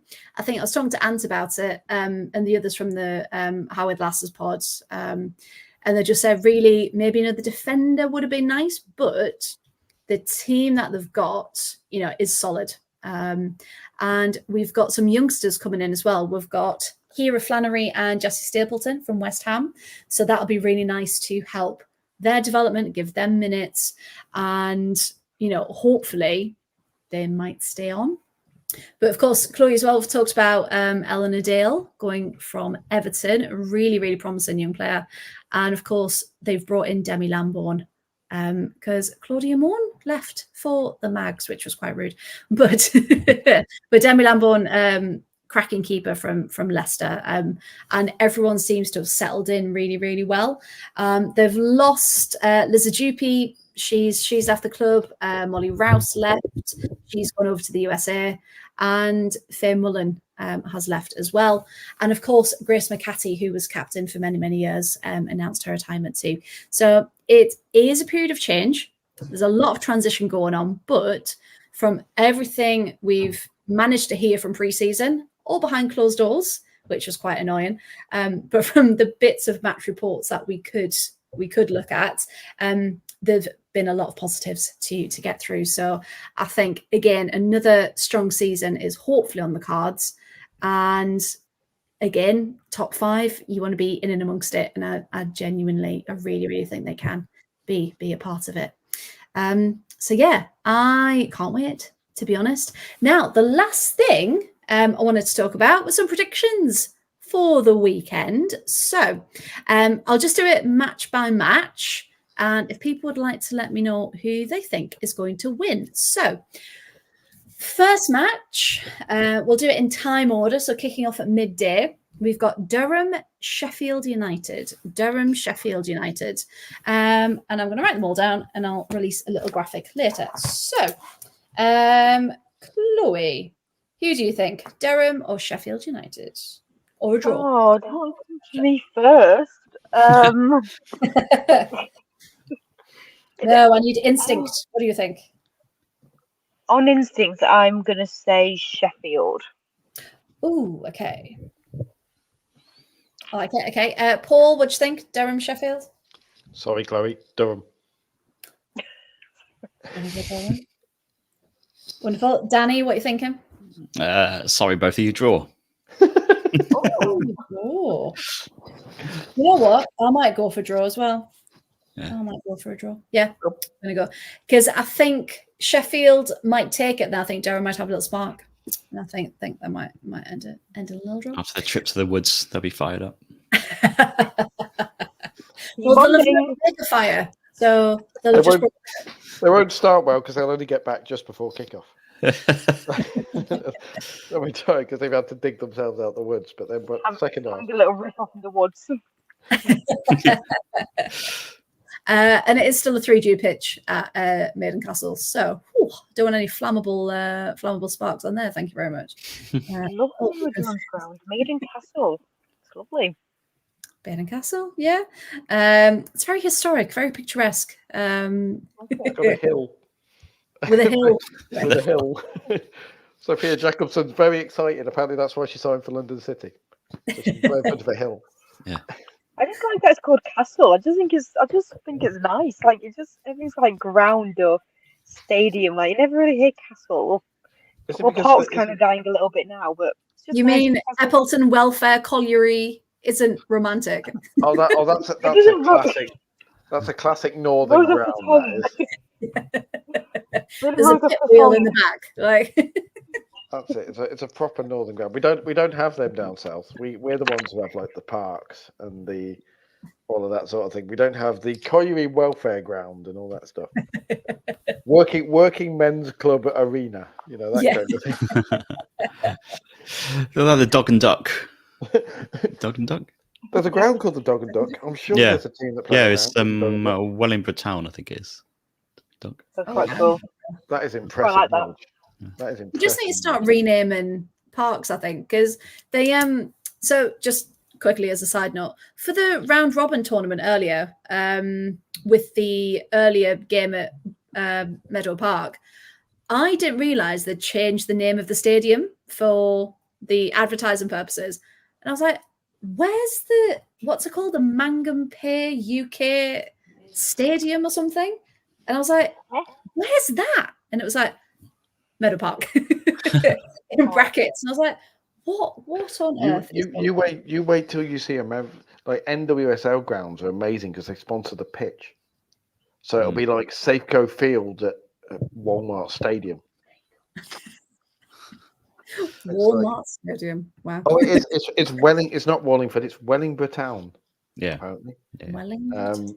Kerry has done some Google ninjaing. It is Wellingborough Town. It is Wellingborough Town that play at the Dog and Duck. Yeah. I love the idea. I love that. Is that just a beer garden? Like, are they weaving in and out of the tables? Yeah, it's just someone's got like a little balcony and it's just like overlooking the field. And it's just like, you check in from time to time that the football's still there. It's still going on. Right, we've got one match down. Right, second match. We are still doing this. Southampton, Bristol City. Chloe, what do you think? Southampton, Bristol. I think Southampton potentially. Oh, okay. Oh, I didn't like the sound of that. No, it's just like, oh, it's Jeopardy. I like it. Paul, what are you thinking? Southampton. Okay, Danny. Yeah, I'm going to go for the Southampton as well, I think. Oh, is it going to be a clean sweep? Yeah, go on then. Clean sweep, Southampton. Well, that Perfect. was easy. Okay. Next one, Charlton, Portsmouth. Charlton, Portsmouth. Chloe, Charlton, Portsmouth. Charlton. Charlton. Paul? Oh, don't do this to me because it would be. Graham's in the chat, just like ready. He's just. What does your heart tell you? I'm just waiting for him to appear outside the window. You know, who was it? I can't remember. Last time I was on, Rosie was going to appear. That was outside going to the be window. Rosie appearing, yeah. Just a pair of them. See, he's got the eyes emoji already going. See, it's hard because it's He's Portsmouth, waiting. and I really want Portsmouth to do well, and I don't want Portsmouth to start with a loss. But I think they could potentially start with a loss against Charlton. Okay, so go on, Charlton. I think I am reluctantly going to go Charlton. You're going to reluctantly go Charlton. Oh, okay. Danny, what are you thinking? I'm going for a point for Portsmouth. I'm going to get a draw. Yeah, I think it'll be a really good game. I think that's the one I'll be watching if I can, if that's possible. Yeah, I think, draw. High scoring draw, I think. Because some were picked for to be broadcast, weren't they? I can't remember off the top of my head. On the YouTubes. I think London City won on under the YouTubes. Yeah. YouTubes. We'll have to check that out. We'll have to check that out. Draw. Ooh. I don't know, because Charlton were really strong at the weekend. I think Charlton might just edge it. I'm gonna back Charlton for that one. Okay. London City, Newcastle on the YouTubes, but it looks like. And again, it's just one. Like, yeah, exactly. Every week it's going to be, and week 2 we've picked London City, someone else, and then Newcastle. Someone's done a tally, by the way. I think the WSL have released their coverage for the first couple of weeks, and it's pretty much all Arsenal, Chelsea, City, United, blah blah blah blah blah. It's like just someone else, anyone else. Put the Crystal Palace game on, like just anyone. Apart from the top ones, but that's a different rant for a different day. Okay, next one up, we're going to do Birmingham City, Sunderland. Birmingham City, Sunderland. Chloe, what do you think? I think Sunderland. Ooh, correct answer. Paul, if in doubt, go with Mel Ray. So yeah, Sunderland. If in doubt, go with my Brit. I like it. Yeah. Danny, what are you thinking? Yeah, Sunderland, please. And thank you. Any time since you've been so polite. I've got a battle of lasses, haven't I? I'm actually going to that one. So that would be really, really good. Yeah, I can't wait. All of these games, by the way, this is showing how competitive the league's going to be, right? All of this so hard to call all of these games already. Just how exactly, yeah. There's no one clear, like we've all like hesitated a little bit to go, oh, actually, yeah. And of course, the final one that we're all very excited for to see who's going to win the money knockout. London City, Newcastle. London City, Newcastle. Chloe, what are you thinking? See, I think so. Oh, I don't know. I know it's hard. It's really, really hard. It's really hard. So you're all like, it's like Danny just said, it's so hard to predict. Like it's gonna be. Oh, I think yeah. Graham's the answer. Dull. 0-0. Yeah. I think it might be a draw. Yeah, I'm gonna go draw. Gonna go draw. Okay, Paul, what do you think? I think London City at home will take that. Oh, okay. Danny, what are you thinking? Yeah, I think so too. Just about London City edging it with that one. I might have to go draw, you know. And I think it might be a really boring 1-1. We've built it up so much, like, yeah, they've got all these players. Oh, the contract thing. I go for a draw. Right, I'll get those published. I'll get them all released. Perfect. Thank you very much. Right. So the last thing we've got to do is essentially say goodbye, because we've absolutely flown through that. So thank you very much. I say flown through. It's still been nearly 2 hours, but we've talked about so much, and it's been an absolute pleasure. Were there any final things that anyone wanted to mention before we go? I think I've covered everything. Can I just mention a Northampton thing, please? Of course, yeah. Amber Pearson with a 30-yard free kick in the FA Women's National League Cup determining round last Tuesday was a joy to behold. If you can find it anywhere, I've probably retweeted it about 100 times. It was a lovely moment. So just going to indulge myself. Yes, I think so. Yeah. That was brilliant. We talked about it, didn't we? The fact that the determiner round sounds like a round on gladiators. Yes. Yeah, exactly. The determiner. It's the best round of all the rounds. Yeah. They should all have like evolving like names and nicknames for every single round, because like round 1, round 2, crap. But if you had like the exterminator and like the typhoon, I don't know, just we're saying of roller coasters now. The ultimate warrior round. The ninja round. But yeah, they could totally rename it and just have like an opportunity to to properly go for it. I'd absolutely love it. Now the eagle-eared and eyed amongst you will have noticed someone's not playing in that opening weekend. Oh yeah, because we've only got 11 teams, haven't we? In the championship, so Blackburn are not playing on match day 1. Okay. They so might not be playing every single week, but we'll see. Well, hey, down for match day 2, Blackburn, London, Blackburn, London City. Yeah, so it's going to be very weird. Every week, there's going to be a team that do not play, which is going to be very, very bizarre. I wasn't going to ask. Every team every week can go on one of Chloe's retreats. Yes, they go to the woods. Yeah. Have a great little time in the woods, just having little riff-offs. It's generally Pitch Perfect vibes. Pitch Perfect 2, where they go to where Anna Kendrick gets stuck in a bear trap. And one of them gets stuck in a net and they can't come out until they've all worked out their problems. Yeah, I think that sounds great. I really do. Now, okay, final question then before we go. Graham's asked it. Who's winning? Now, instead, so Graham, I'll caveat that one. Let's do, because it's been so hard to call even the first results. Who do we think is going to be top by Christmas? Top by Christmas. I really want it to be Sunderland, so I'm going to say them. Me too. Right. So Danny's saying Sunderland. I'd love them to just upset all of the money and everything like that with the other 2 clubs, and just carry on doing what they're doing. So Sunderland, come on, we're right behind them. Yeah, I like that one. Yep. I'm going to go for Sunderland as well. Chloe, Paul, top by Christmas. Who are you predicting?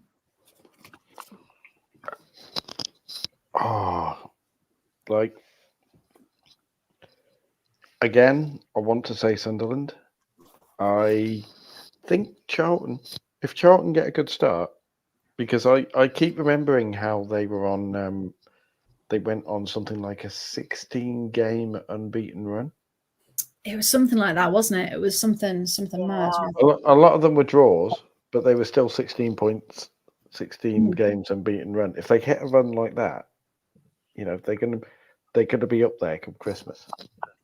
Yeah, it's going to be. Yeah, I was going to say Charlton as well, for that exact reason, that they had a really good run last season. Okay, so Chloe, is that you going for Charlton? Yeah, I'll go Charlton. Yeah. I don't know. It's really hard. It's the joy of the championship. No, these are locked in. You can't change them. That's fine. It's in Sharpie. It's not going anywhere. I've got all my teacher pens still from my classroom. It's they're coming in handy. Paul, are you going to go Charlton as well then? Yes, Yes, perfect. I am.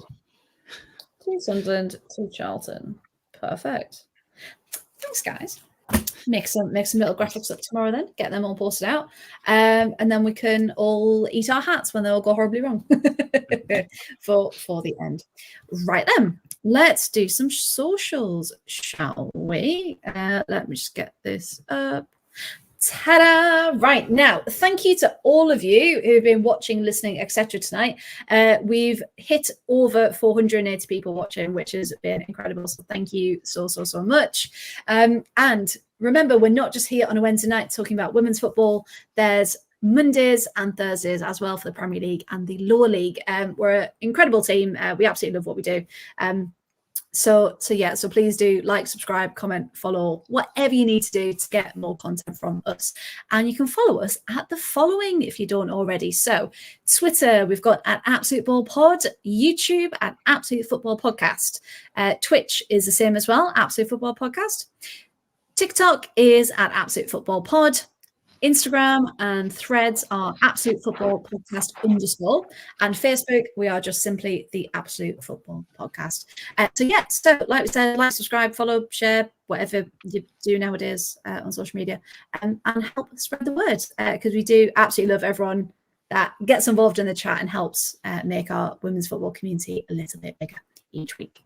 And of course, thank you so much for you three for joining me this evening. Chloe Bear, thank you very much. Where can people find more of you if you'd like them to?